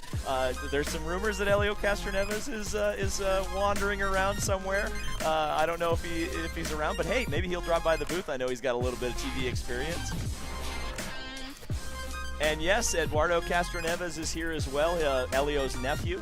And I believe as well Sarah Fisher, who I interviewed yesterday. She also scored a very strong podium, actually here at Homestead-Miami Speedway, finishing second in 2001 to Sam Hornish Jr. And yeah, so a star-studded field in many, many ways, whether throughout the paddock here at Homestead-Miami Speedway, Xander. We continue to watch as the KA Masters get set to go, though, and while Dominguez might be a big name here, there's a lot of others. Of course, we talked to Diego Rodriguez, the captain of the Alessandro's Racing Camp, and he has spent many years racing in the NASCAR Mexico Series and many other disciplines of motorsport as well, but he's been a regular here at Homestead-Miami Speedway. His 2 twin boys, he spent a lot of time starting in the Bambino karts, put some time in a Micro Swift. He was a big sponsor of Noel Leon, who, of course, was a superstar all the way through his years. Won a SKUSA Winter Series event, an X30 Jr on a CRG at a time when the brand was a little bit weaker here in the United States, and then came back here last year and had some fireworks going at it with Eduardo Barrichello with the Rotax Max Winter Trophy. That'll be coming up at the end of the month here, so if you're subscribed already to the KC Premium channel, don't worry. This isn't the only race we've got in January. We've got 2 here in this month. We've got 3 next month, starting with the Rotax Max Winter Trophy. The SKUSA Winter Series actually more than 3, with races still to be announced at the end of February and into March. It's a busy season that just starts all here with this first race of the year, so you got a lot of racing coming. But Michelle Garrido, who has plenty of sports car experience and open wheel experience himself as well. Is a driver coach and lives locally here in Miami, Florida. So no surprise that he's been the benchmark here for this class with all the laps that he has around in this division. So Alessandro's racing KA100 Master. Michelle Garrido, the man to beat, but Miguel Mir, the Texan who has won national or regional titles at the Texas Sprint Racing Series multiple times in KA100 Master. He's always a factor in the Master class, runs pretty much a full national calendar. He's got a lot of years of experience behind the wheel as well, and he's with the Ursuline Racing Boys, who have a nice hospitality tent set up here. They bring all their friends and family and fans out and entertain them in the Ursuline Racing pit. They've got a big TV screen inside there, lots of couches, and a great pit spot right on the fence line here on the grid. And I'm sure they've got a lot of Ursuline t-shirts watching on as they've got a handful of drivers here in this class, but leading the way for them has been Miguel Mir. So as he heads down the backstretch to start his lap, he's about second or third of the karts that got released onto the circuit. What can Miguel do? He was close in the pre-final, a spin in the main, looking for better luck here on Sunday. Yep, and the Ursuline team's had a pretty good day so far, for sure. So Miguel Mir looking to continue that trend. Now, a little bit different thought process here. It looks like the field's a little bit more spread out than we've seen in the last two classes. What's the thought process there, Xander? Just trying to get a little bit of clean track, or is the draft just not as important here in KA100 Master? Well, the faster you go, it doesn't matter as much. It still matters a fair bit, but more than anything in the full-size cars, you do get that tick of aero wash, as we've talked about, and more than anything here in Master, the spread through the field is as wide as it's been. Lots of hand signals going around there as they're trying to get positioning, but traffic here is a lot more unpredictable. We obviously saw a couple of drivers at the front of the pack, like Rodriguez, Garrido, Dominguez, Ruben Ravello, and Miguel Mir, but more important than anything is you just don't know. Again, there's a mistake there at the top of the screen as the driver dropped a tire, but you're talking about a 2-second spread for the top 20. You compare that to most of the classes, 2 seconds off is going to put you about on the back row of 40, or in KA Jr., probably back to 60. And there's a big send from Ruben Ravello on, I believe, Dominguez in turn 4. Teammate on teammate action a little bit there, and Dominguez was definitely caught off guard, so he's going to let Mir go. But for these guys, I think it's a safer bet when the draft matters a little bit, but not as much. You're just kind of weighing the pros and cons, really. Is a 2/10 benefit and potential reward worth the risk of something like that, where you catch a guy on the good lap, because you've only got 4, and realistically, you've only got 2 shots at the pole, because the first 2 laps, you're just warming the tires up and building pressure and building a bit of intel on what the track conditions are like. So when you've only got 1 or 2 shots at the lap, sometimes it's not worth the risk of if that guy in front of you is going to slow down. We're going to see that this lap here on lap 3 for Miguel Mir. He just went to the top, but now he's got traffic in front of him, so his third lap's going to get burned. He'll only have a shot at the pole probably on lap 4 if he can get by traffic now, and there he goes inside trying. And this hurts even more because now he's not sure if he'll be close enough, and there you see hand in the air. He's frustrated. He's going to bail out and say, all right, fine. I'm going to back off. I'm going to reset my gap, and I'm just going to try and hit a good lap on lap 4, but he's only got 1 shot. So burn the first of the 2 real laps you get. Lap 3 or lap 4 is the money lap. So count lap 3 off for Miguel Mir. He's only going to have 1 shot to stay on top of the leaderboards right now. That's going to be lap 4, and I'd imagine he's going to drop down here on lap 3 because everyone else seems like they're lined up pretty well. Dominguez leading a group of 3. Michelle Garrido somewhere. There's a big bobble for one driver. That is one of the Next Tech Racing OTKs, I believe. Alan Gallardi. So he's a little bit further back in 9th right now, but there it is. Michelle Garrido, lap 3. He goes better, 50.92. 2/10 better than Miguel Mir. Mir's got clear track now, so hopefully he'll be able to put the lap together. Dominguez has clear track, so does Michelle Garrido. So can Michelle in the 407, who I believe we're following as he's right behind Mario Dominguez, can go a little bit quicker. Dominguez is 7th. Diego Rodriguez 4th. Ruben Ravello in the red suit is 3rd. It'll be the run to the line right here. I think everyone looks like they're on a pretty good lap on lap 4. No mistakes for anyone here. That's the only thing that'll take them out from getting it, because they're all spread apart nicely. Ruben Ravello will be one of the first across the line. I think the overall first across the line, first to the loop, will be Diego Rodriguez. Podium yesterday. He goes 4th. No better that time by. Garrido, no better. Mir does go better, 50.85. So does Lucas Iglesias. He'll go to 3rd. Rodriguez 4th. Ravello 5th. It was Garrido the first across the line. He slowed down 2/10 on lap 4, and that's going to bump him down to 2nd. And so a new driver on the point here today. Miguel Mir makes it count on his one and only good lap that he gets in the session on lap 4, 50.85. Ursuline Racing snags another pole at their home race here in Miami, Florida. Yeah, Miguel was definitely directing traffic that entire time. He was trying to find the gap that worked for him. He got balked on the third lap, and you kind of thought, man, I think he might have blown it, but certainly on that fourth lap, he put it all together. He found the right gap or the right drafting partner and pipped the pole by less than 1/10 of a second. So a good lap there for Miguel Mir. Let's take a look again at the results here from KA100 Master, presented by Alessandro's Racing as they come to a close. Michelle Garrido, Lucas Iglesias, Diego Rodriguez, Ruben Ravello, the top 5, 3/10 spread. 2/10 back, or a 10.5 back from Ravello, goes back to Mario Dominguez, and then onwards down the rest of the field, and still about a 1.5 from top to bottom. So that's a pretty wide spread. That's the only good part of this class that you'll see where there's more gaps and separation in qualifying is they're going to stay away from each other, just not wanting to catch traffic.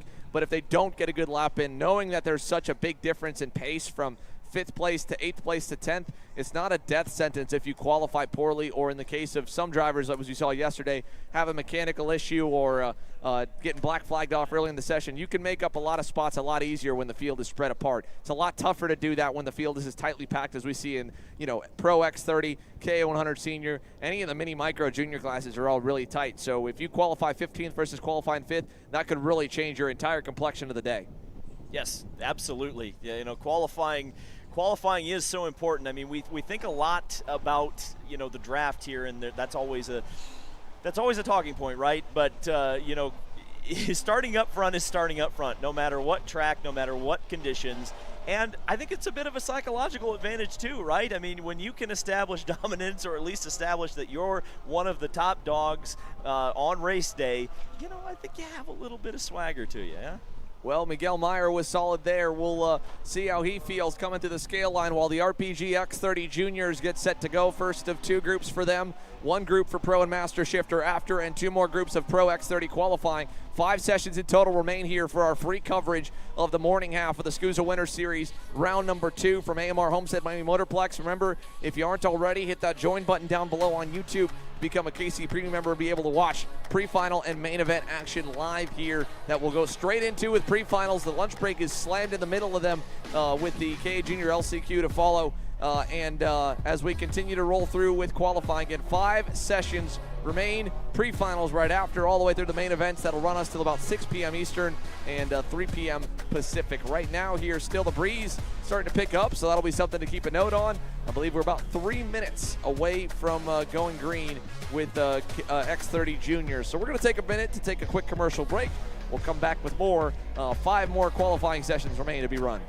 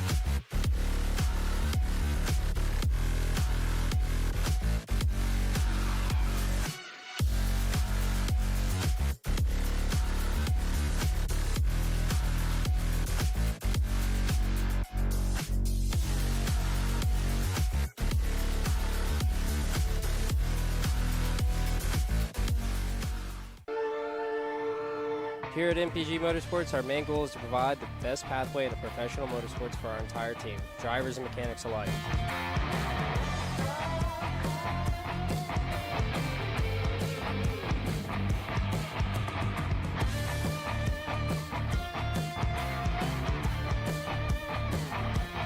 We're based out of Whiteland Raceway Park in Indiana. For more information, contact us at chase@mpg-motorsports.com.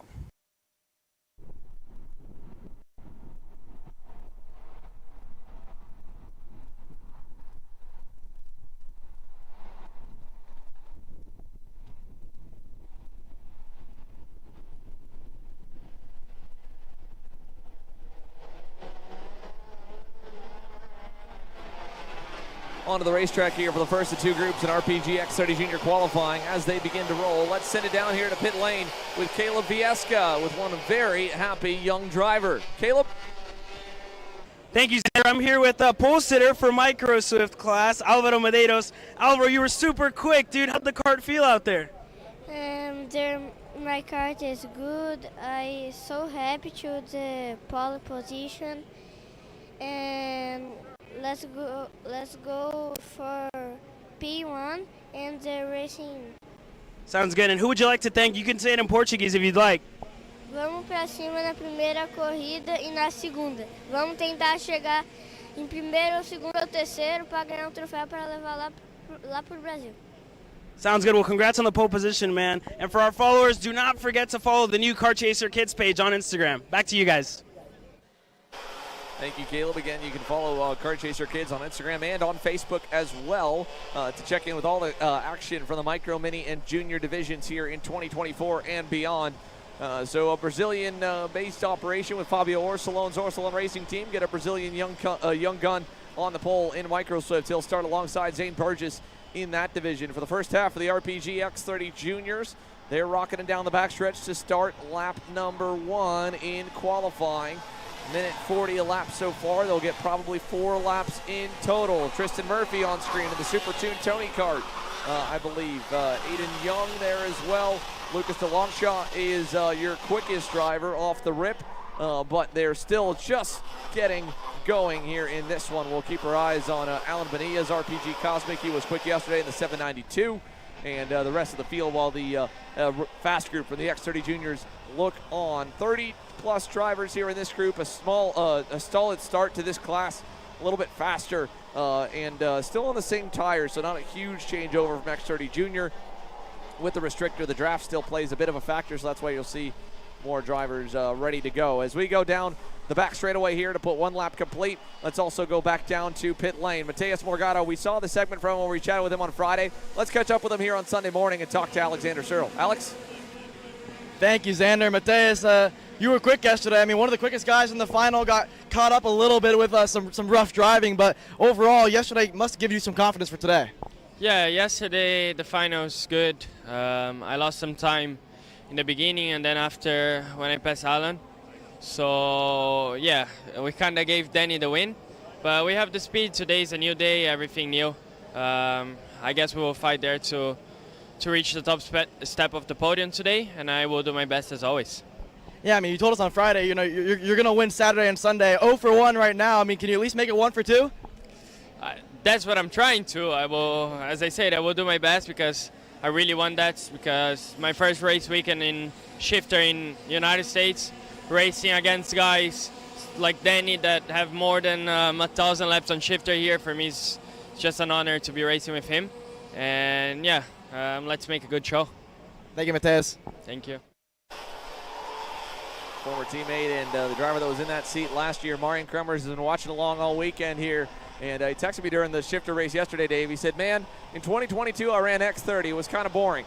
Moved me over to shifter in 2023. That became boring. Now, and during that year, X30 got exciting last year. And now, the first race of 2024, exciting in shifter. And he's overseas getting ready for a Tony Kart European campaign. But he's been very adamant that MK is not done racing in the U.S., even for this year alone. We know we'll be back for the Supernats, but he's working very hard to try and get himself over here for a number of high-level events in 2024. Hopefully we get to see him for a SKUSA Pro Tour campaign to defend that title with all that cash up for grabs. 10K to the champ, 5K to win each weekend, paying all the way to the top 10, plus entries and tires to the Supernats and the Pro Tour for the champ. It's a big package, and it'll probably attract a lot of superstars. We know we've got the FIA KZ European champ, Danilo Albanese, racing X30. He'll be going back to his wheelhouse in Pro Shifter. So you've got one of the best in the world, and of course Marian Kremers, former KZ world champ, one of the best in the world. Hopefully we get both of them along with our strong American contingent racing Pro Shifter later this year. The first group complete. Aiden Young tops it. Let's go back down to pit lane for more intel with Alexander Searle. Thank you, Xander. Here with Gavin. Gavin, you were visibly frustrated after yesterday's final. I mean, is that just emotion because you feel like you had a chance to win yesterday? Yeah, for sure. Just emotion, raw emotion coming out of that move that happened down the back straight. Definitely wasn't one of the smartest moves in racing. So it's just frustrating to see the swerving and that come into racing so often, especially after you pass someone so clean into the previous corner to get swerved down the straightaway. It's just dangerous. I understand if it's going into the brake zone, but going down the straightaway is dangerous. Yeah, I mean, you've been quick all weekend. One of the quickest guys. I mean, one of my dark horse picks to win this race. How do you feel on new tires? I mean, do you think the pace is pretty good here for qualifying? Yesterday our pace didn't show much in qualifying, but I think we missed on the setup. I think today is going to be a bit better. We were just a little bit too gripped up yesterday for the new tire run. So I think today we've got it dialed in. We should be good. Talk to me about your warm-up session as well, right? Because yesterday a little bit of rain hit the track. Have you noticed anything different in the track from yesterday to Friday even? This morning it was definitely a bit freer than it was yesterday. But yesterday the track got gripped up quite a bit more than it was on Friday. So that's where we're missing in the qualifying and the warm-up session. So I think today is going to be a bit better for our setup. All right, good luck, Gavin. Thank you. There you go from Gavin Bailiff. And again, we played the clip a little bit earlier in the broadcast. Him and Alan Isambard's very choice words, both on the racetrack, on the cool-down lap, and in the scale line. They were not happy with each other with the way that their races played out. But a new day, a fresh start here on Sunday, and everyone gets to sleep on it and hopefully come back a little bit cooler heads to at least start today. It's a little bit harder to keep those heads nice and cool as the day goes on. For the fast group here, the time to beat is a 48.508. Diego Ardiles was light years quicker than everyone on Friday happy hour. He's got himself plenty of clear track, no traffic out front or behind. Enzo Vidmontien and that white and orange Kart Republic for Trinity Karting Group, second in line, about maybe a 7, 8, 10 gap back. Then it's going to be, I believe, either Jackson Woolney or Turner Brown lined up third in the line on the circuit. The first lap already for Diego Ardiles jumps him to fourth instantly. So this is going to be a quick session for sure. There's Chico Brown right there in third, the Supernats winner, yesterday's winner, and X30 Jr as well. 2 for 2 over the last 2 months. Can he make it 3 in a row and go undefeated from November to January? He's got to get a little bit quicker in qualifying to make it easier on himself. He was decent. He's got to run on Vidmontien. He might get a bit of a toe off him either this lap or next lap. So keep your eye on the 736 Speed Concepts Racing Red Speed here as he heads to the back section of the racetrack. We're going to come put lap 2 in the books. Ardiles is pulling away. Brown is closing up to Vidmontien. What does it look like here at the line for lap number 2? Do we see a new driver on the hot seat? Ardiles 48.1, Brown 48.3. Still 2/10 off. Diego Ardiles already to the pole here on his second lap. Yep, and you kind of mentioned something that I've noticed a trend of throughout the field. It seems like if you have a good Supernats, you come into the next year really hot. We saw that with Danny. We've seen it with Norberg. While he didn't win, he had one of the best races in X30 last year at Supernats. So, you know, I think Brown's kind of showing as well that hey, that Supernats means something, you know? Well, he's going by Vidmontien now. Plenty of confidence in the speed. And so, unfortunately, he won't get the benefit of any slipstream on this final lap, and that'll probably hurt him here on lap 3. But the good news is at least no toe for Diego Ardiles either. So this is going to be head-to-head, no toe for the two fastest drivers right now. Alexander Vanchev, bit of a toe behind them in the black and yellows, and Elakar, he goes to second, but they're still 2.5 tenths off of Ardiles. That kid is unreal at the moment. 48 flat for Diego. It's going to go, oh, big contact, turn 3. One driver just nosed into the outside wall further back, around 5th or 6th in the line, over in the third corner, coming out of that infield chicane. That is the 703 of Jackson Woolney. Woolney must have broken something over the curbing. That's an experienced junior driver who podiumed here last year. And Jackson Woolney noses into the red and white barriers right now. Just off his third lap, he's 8th, so he's not terrible. But the fourth lap's going to look a little bit quicker, I think, for everyone. Here we come to the line. Final run. Turner Brown over Vidmontien. Ardiles will come by first. 47.9. Turner Brown, not quicker. Vanchev goes quicker with a toe. He'll go 48.2. Top 3 stay the same. Aiden Young gets bumped back. Here comes Bernardo Bernoldi to 4th. McGoy, Michael McGoy, the rookie, goes 5th. Aiden Augustine 6th. Aiden Young 7th. But my goodness, Rollison Performance Group, top of the boards there with Diego Ardiles, Alexander Vanchev, Turner Brown, Bernardo Bernoldi. They're P4 for the Nash Motorsports Kart Republic driver, and they are fired up on that one. A great run for Bernardo. McGoy, Aiden Augustine there in 6th. Aiden Young fastest of the slow group, 7th. David Ramirez's RPG Cosmic is 8th. Lucas DeLongchamp, 9th. Sarah Bradley, 10th on the 758 SCR Red Speed. Then Enzo Vidmontien Tristan Murphy, Ty Fisher, Jackson Wolney ends up 14th there after crashing out on lap number 4. The final lap where he was looking good, and I don't know if something broke in the front end because that's a weird spot to go into the wall. Coming out of turn 2, getting ready to apex for turn number 3, and he went straight head first into it. So he was up and okay, but the Kart might be a little bit worse for wear, and they'll have some work to do to clean it up for the pre-final later on today. Down on the grid, Pro and Master Shifters getting ready to roll. They'll be headed out on the racetrack shortly for qualifying, and then following them, we'll go straight into Pro X30. So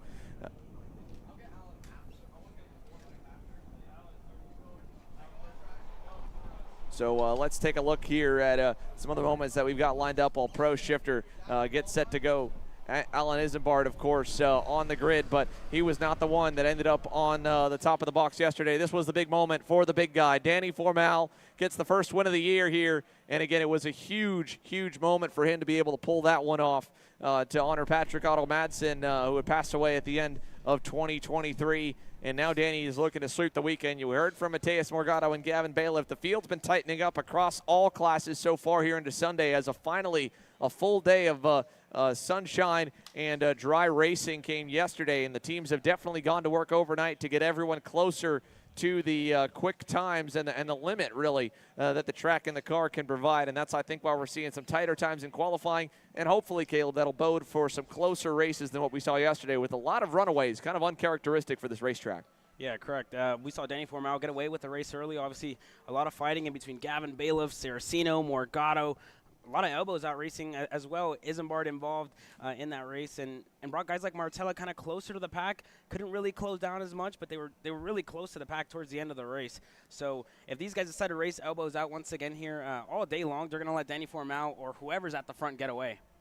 Yeah, so as they get set to go here for Pro and Master Shifter, Alan Isambard, quickest by a 10th on Friday. Not the case today, though. He was just a bit off of where he needed to be overall compared to Danny Formal, about a 10th, and kind of flipping the script in warm-up. But again, you never quite know. Sometimes for morning warm-up to try and simulate qualifying, you'll see drivers do a tire strategy, do a new tire run in the first practice session of the day. Other times you'll see guys run used rubbers, so you get kind of a mixed bag, and you can't get a perfect read on what morning warm-up might look like either on Saturday or Sunday, or at least what qualifying will look like based on morning warm-up. But nonetheless, now's the first real look at it. Where is the field in regards to it? In terms of pace yesterday, it was Isambard by a 10th, then Formal, and then everybody else about a 10th or 2/10 further back from the big man. Can they all close up? Because by the time the final rolled around, they were pretty close. It was just a matter of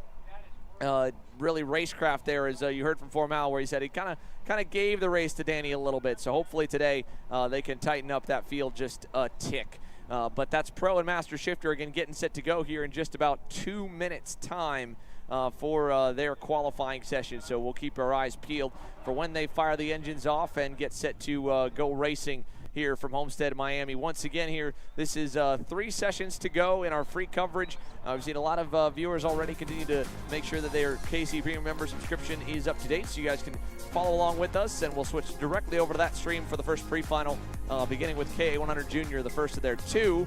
The top 15 will transfer out of each pre-final. Then the top 14 will make up 31st to 44th in the main based off a last chance qualifier that'll run around midday right after our set lunch break here this morning. So still a nice and easy morning. Sun's gone a bit behind the clouds, to be fair. We're getting a little more cloud cover. Still pretty bright outside, but not as sunny as it was right to start the day.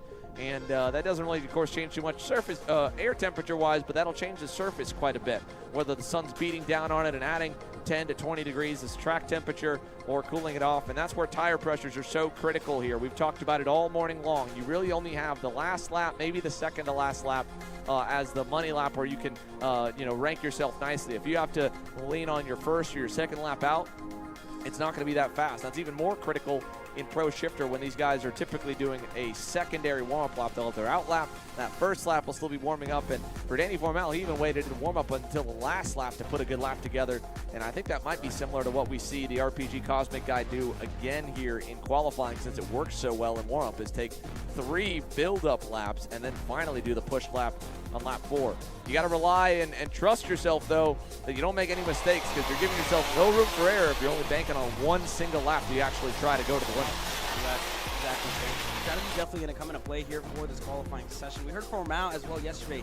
When it came to the race, he talked a lot about his tire pressures. Said Isambard able to get to the lead early on, and he said he lacked the grip early on. Formal said he lacked the grip early on, and then whenever the tires came in, the kart came to life, able to make the pass again and take the win. So you can see there, Danny going nice and slow here initially out onto the racetrack. Gavin Bailiff behind him, just lining up a car length or 2 away. Mateus Morgado just in that train as well as they slowly bring the engines and tires up to temperature. We've got, of course, 5 different teams, 5 different manufacturers, and I believe at least 3 different engine manufacturers inside your top 5 drivers from yesterday and today. Formal on the Vortex-powered RPG OTK Cosmic. Of course, Gavin Bailiff with the IAME-powered Trinity Karting Group Kart Republic. TM Power KZ for Mateus Morgado, Vincenzo Saracino, as well as Alan Isambard on the Sodi, and Saracino on the Maranello, and then, of course, Morgado on that PSL Karting Factory Bureau Large. Bailiff going by Formal. He's going to start to go a little bit quicker. Formal still taking it nice and slow. Alan Isambard's been the one that's been ripping right off the first lap and going at full speed, so he's going to put down a lap that's going to look pretty hefty on the gap back to the rest of the field when he comes by the line for the first time here in PSL Karting Inter-MS Pro Master Shifter. So at the line, Isambard will go a 47.33. Bailiff still warming up. He's getting ready to go for his first push lap here this time. Formal, we'll see if he goes full speed this time by. Vincenzo Saracino also quick on lap 1. He'll go to a 47.12. Even better than Isambard. Anthony Martella going full bore. The number 42 to 3rd. Bailiff 4th. Riccio 5th. And the fast guys still yet to put their main laps in. We're going to follow the number 37 of Danny Formal and the 64 of Gavin Bailiff, it looks like, here through turn number 5. And see what they do here on the first real kind of test on lap number 2. They'll have 2 more attempts after this to try and snag that pole position and that elusive front row starting spot. So you have a clear shot to run to turn number 1 versus a guy right in front of you. It makes that whole shot that much easier to snag. Correct. And now I'm starting to think, Xander, that the warm-up that we saw this morning by Danny Formal was a preview of his qualifying strategy. Seems to be going a little bit slower in these first 2 laps. There he goes 3rd now, drops back to 4th. So I think this is the lap to go here for Danny Formal, just trying to get the tires up to temperature, the engine warmed up, the kart to the spot that he wants it in, and I think Danny now is going to start setting in his fast lap times. Yeah, definitely looks like he's pushing a little more. Hands a little bit busier now. Morgado just trailing Formal, holding even to him here as they go through turn number 5. Danny's still a good ways back from Gavin Bailiff. He might be saving a little more for that 4th and final lap. For now, though, on lap 2, Alan Isambard is the quickest on the Sodi USA PK Sports Machine at a 45.83. Anthony Martella 2nd. Very impressive run for his full rookie season here in Pro Shifter. He moved up mid-year last year at the Summer Nationals and then on to the rest of the season. So only been in behind the wheel of a gearbox car for about 6 months as Morgado hangs the right rear off the edge. He'll go to 2nd, 45.81, quicker than Formal that time. Trying to go quicker again. He's learning and following the reigning Supernats champ, the 4-timer, Danny Formal to turn 4, and Morgado is still holding even. Could this be the lap? Although he bobbles a little bit on the exit at turn 4. That one mistake might cost him. Yeah, that mistake may cost him there in his final lap here. Danny Formal is the man to watch. We saw in warm-up set his fastest lap in the final lap of qualifying, of warm-up here, I'm sorry. And now it looks like the checkered flag is going to come out this time by from Mateus Morgado. Still behind Danny Formal going to turn number 11, Xander. Here comes the run of the line. Final time. Isambard does not improve. Gavin Bailiff's going to catch traffic in the final turn, but it might be good enough to still put a good lap together. He'll go 6, nothing better. Formal, Morgado improve, but Isambard by 3/10 tops the boards. Vincenzo Saracino cannot go better on his final lap. Neither can Cooper Becklin, who improves massively from yesterday, not getting to really turn a lap in quali. Cooper Becklin goes 5th. Gavin Bailiff down in 6th, half a second, nearly 6/10 off. Then Michael Riccio further back. Vincenzo Saracino 4th, Morgado and Isambard the front row, and the big guy, the winner from yesterday, Danny Formal, is going to have to settle for 3rd What a turnaround for Alan Isambard. He wins the pole here in Pro Shifter with a 45.471, 3/10 and some change on the entire field. That's the biggest margin for qualifying poles that we have seen all weekend. What a run there for the Sodi boys.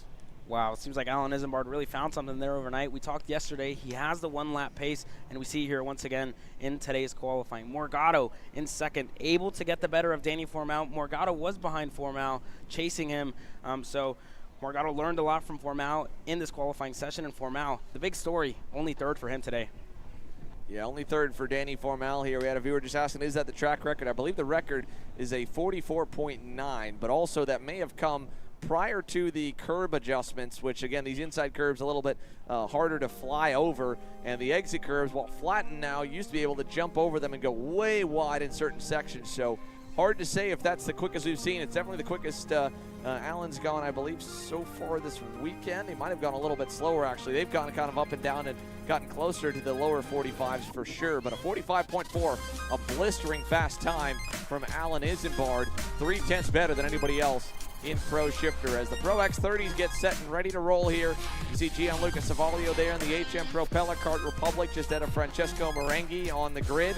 And the bottom half from final practice rolling out here. We had a couple of heavy hitters that missed the cut line yesterday and had to fight their way out of the slow group in qualifying in the 40 driver class. Of course, yesterday's winner didn't have that issue. Ryan Norberg was fourth in qualifying, then got to third in the pre-final, then quickly to the lead in the main, and he qualified that out of the fast group. And not a lot of drivers were able to really hang tight in the slow group. Only a one or two ones might have a real shot at going pole from this one. But Pro X30 qualifying, the final class to run, 2 split sessions for them. You can still go pole out of the first group, but as the track continues to get better and better, it'll get harder and harder because it's only progressing and getting faster for the guys that come behind you. Not to mention, of course, slower traffic in theory with everyone around you being typically further back down the grid based on how they were in Friday happy hour. But slight breeze here, and again, the overcast, a bit sunny skies on the racetrack. Some darker clouds kind of looming behind us, but that's pretty typical here down in Homestead, Florida. We're right near the coast. Lots of pop-up showers kind of come in and out around the facility, and it's so flat down here at Homestead. You go on top of that Allied Champions Club across over there at the Homestead-Miami Speedway, you can see all the way to South Beach. That's a 45-minute drive all the way down. So, and you can see pretty far down the Keys as well, the Florida Keys. Of course, this is the final couple exits before you get off the mainland and through the chain of islands for the Florida Keys, down the 4-hour drive all the way to Key West, which of course is the drive that yesterday's pole sitter Jacob Kolar has to make every weekend when he comes up here. 4 hours each way, all the way down to the southernmost tip of the United States on the eastern half for Jacob Kolar and his father, and then to come up here just to the first track and the southernmost point of the national calendar here at AMR Motorplex. But he was so fast yesterday, there's no question that that pace will probably transfer over to today for Jacob Kolar. The question's not if the pace will be there, because that was there through all the sessions. It's just going to be a matter if he can, translate that into some good starts and put himself in a good place to fight from lap 3 on. That's all coming your way next, though, folks. Pro X30 on deck with the first and the second groups, the final groups for qualifying, when we return for Kart Chasers live coverage powered by shopakr.com at the SKUSA Winter Series.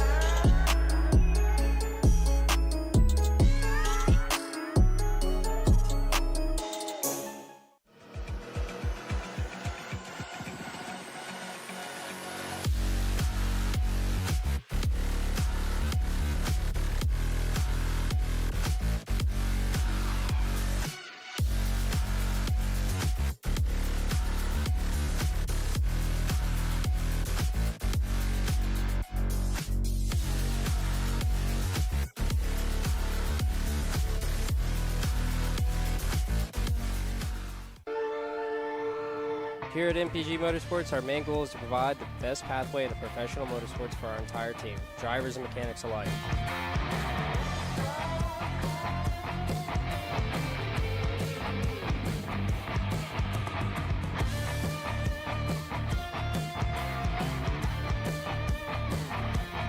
We're based out of Whiteland Raceway Park in Indiana. For more information, contact us at chase@mpg-motorsports.com.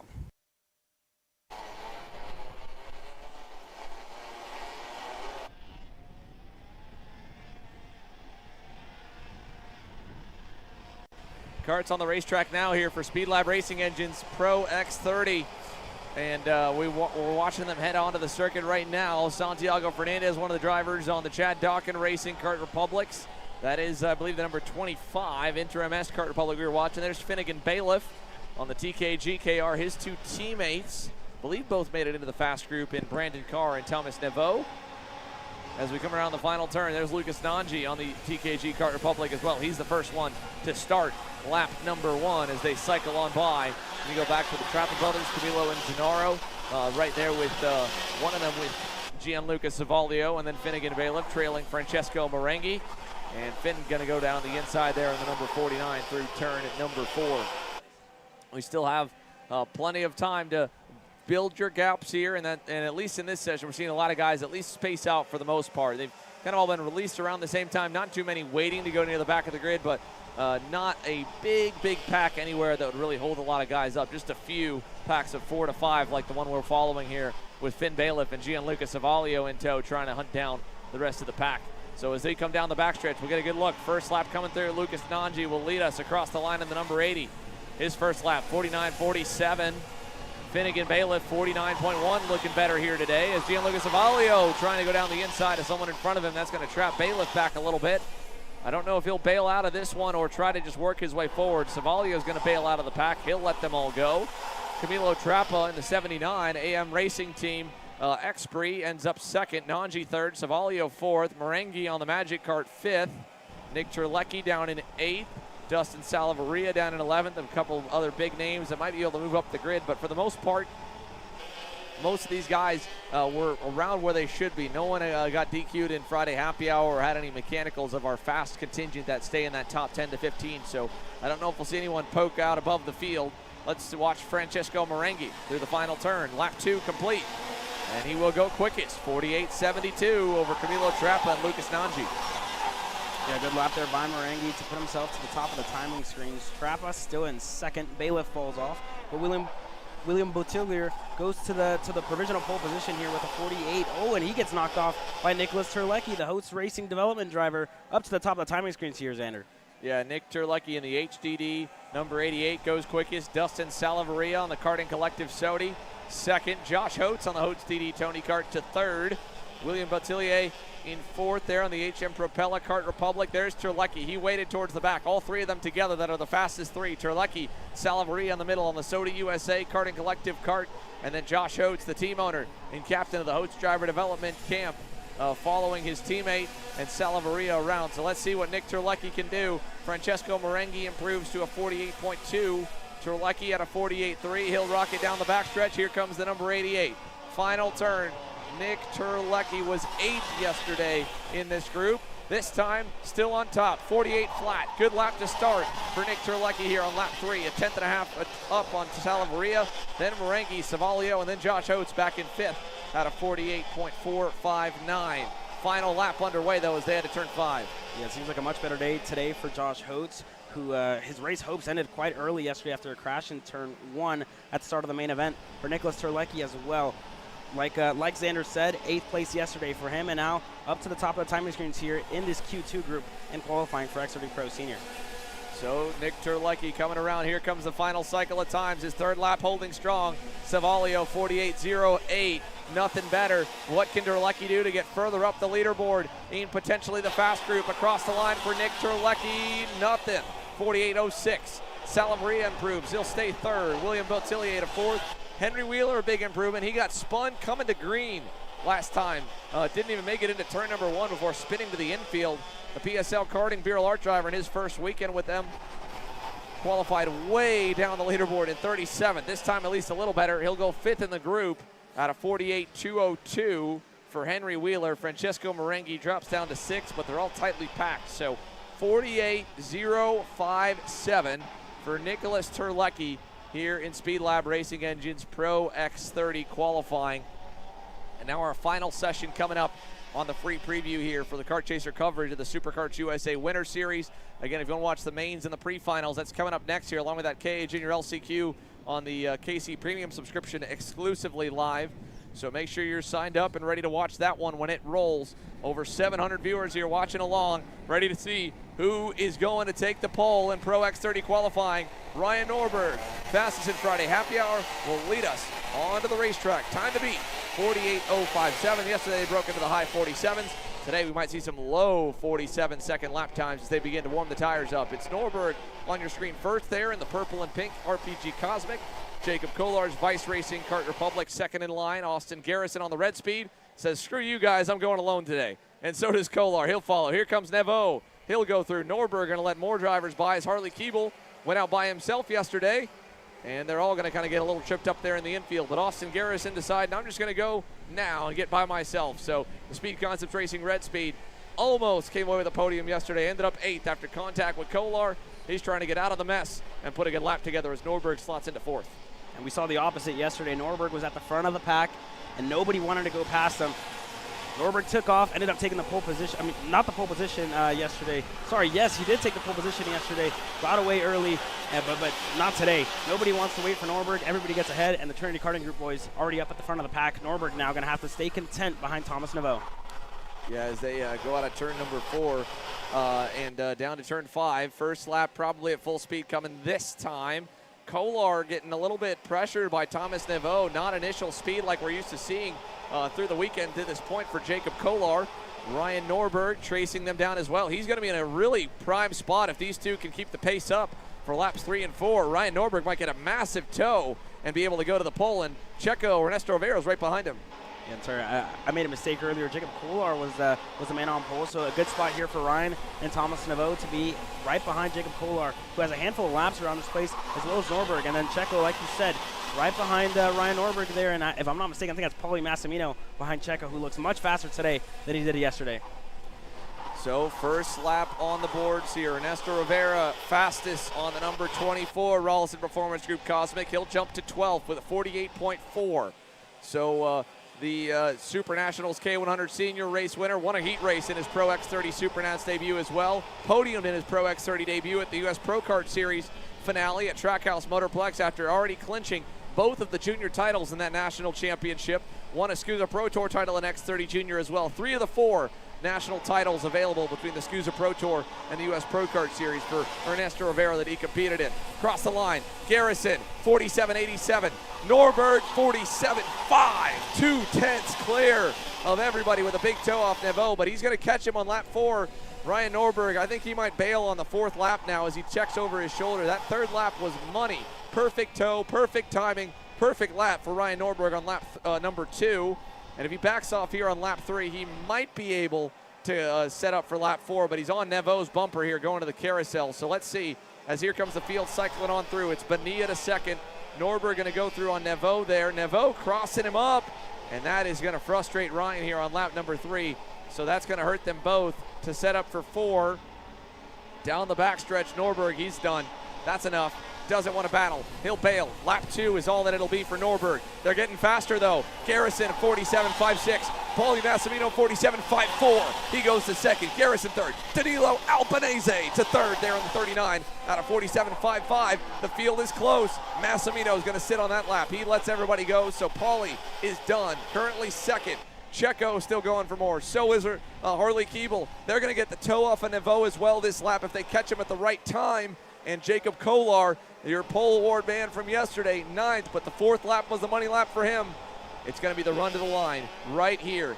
Austin Garrison, 4th, 400s he needs on this final lap. Jacob Kolar the same. The pack is coming through 11. Here comes the leaders to the final turn. Dalton Haynes, Blake Nash on a good toe lap as well. Garrison, 47.47. He'll go to the top. Here comes Kolar. He'll go 3rd. Haynes no better. Bonilla no better. DeTulio to 7th. Norberg's lap from lap 2 still holding there for P2. Final time by for everyone. Austin Garrison. Your pole man is Brandon Carr with a mechanical out here. He's 15th. Got 3 laps in. But Austin Garrison, the strategy to go by himself, first out. Forget who follows him. The Speed Concepts Racing Red Speed is on pole here in Pro X30, Caleb. When we talk about qualifying here in SKUSA, strategy is everything here, and Austin Garrison had the perfect strategy, went out before everybody else, got the clean air, able to get the pole position here early on in the weekend.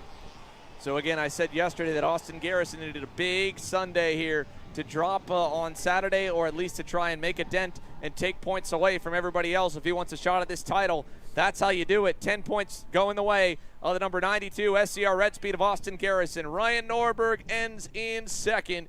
Jacob Kolar third. Paulie Massimino will start fourth. Danilo Albanese fifth. Donovan Bonilla sixth. Alessandro DiTullio, Harley Keeble, Dalton Haynes, Ernesto Rivera the top 10. And that will do it for qualifying. Good lap for Kolar there. The pole man from yesterday goes third. It's a tight group. 1/10 of a second, first to 8th here in qualifying. 2/10 takes you all the way back to the end of the top 10 with Ernesto Rivera and more. We've got racing coming your way. Pre-finals are up next. Don't go anywhere from your computers or your TVs. We'll be ready to switch over. We're going to the KC Premium live stream, $9.99 a month to be able to watch it, and it'll start off with the KA Jr Pre-Final for the Evans Group.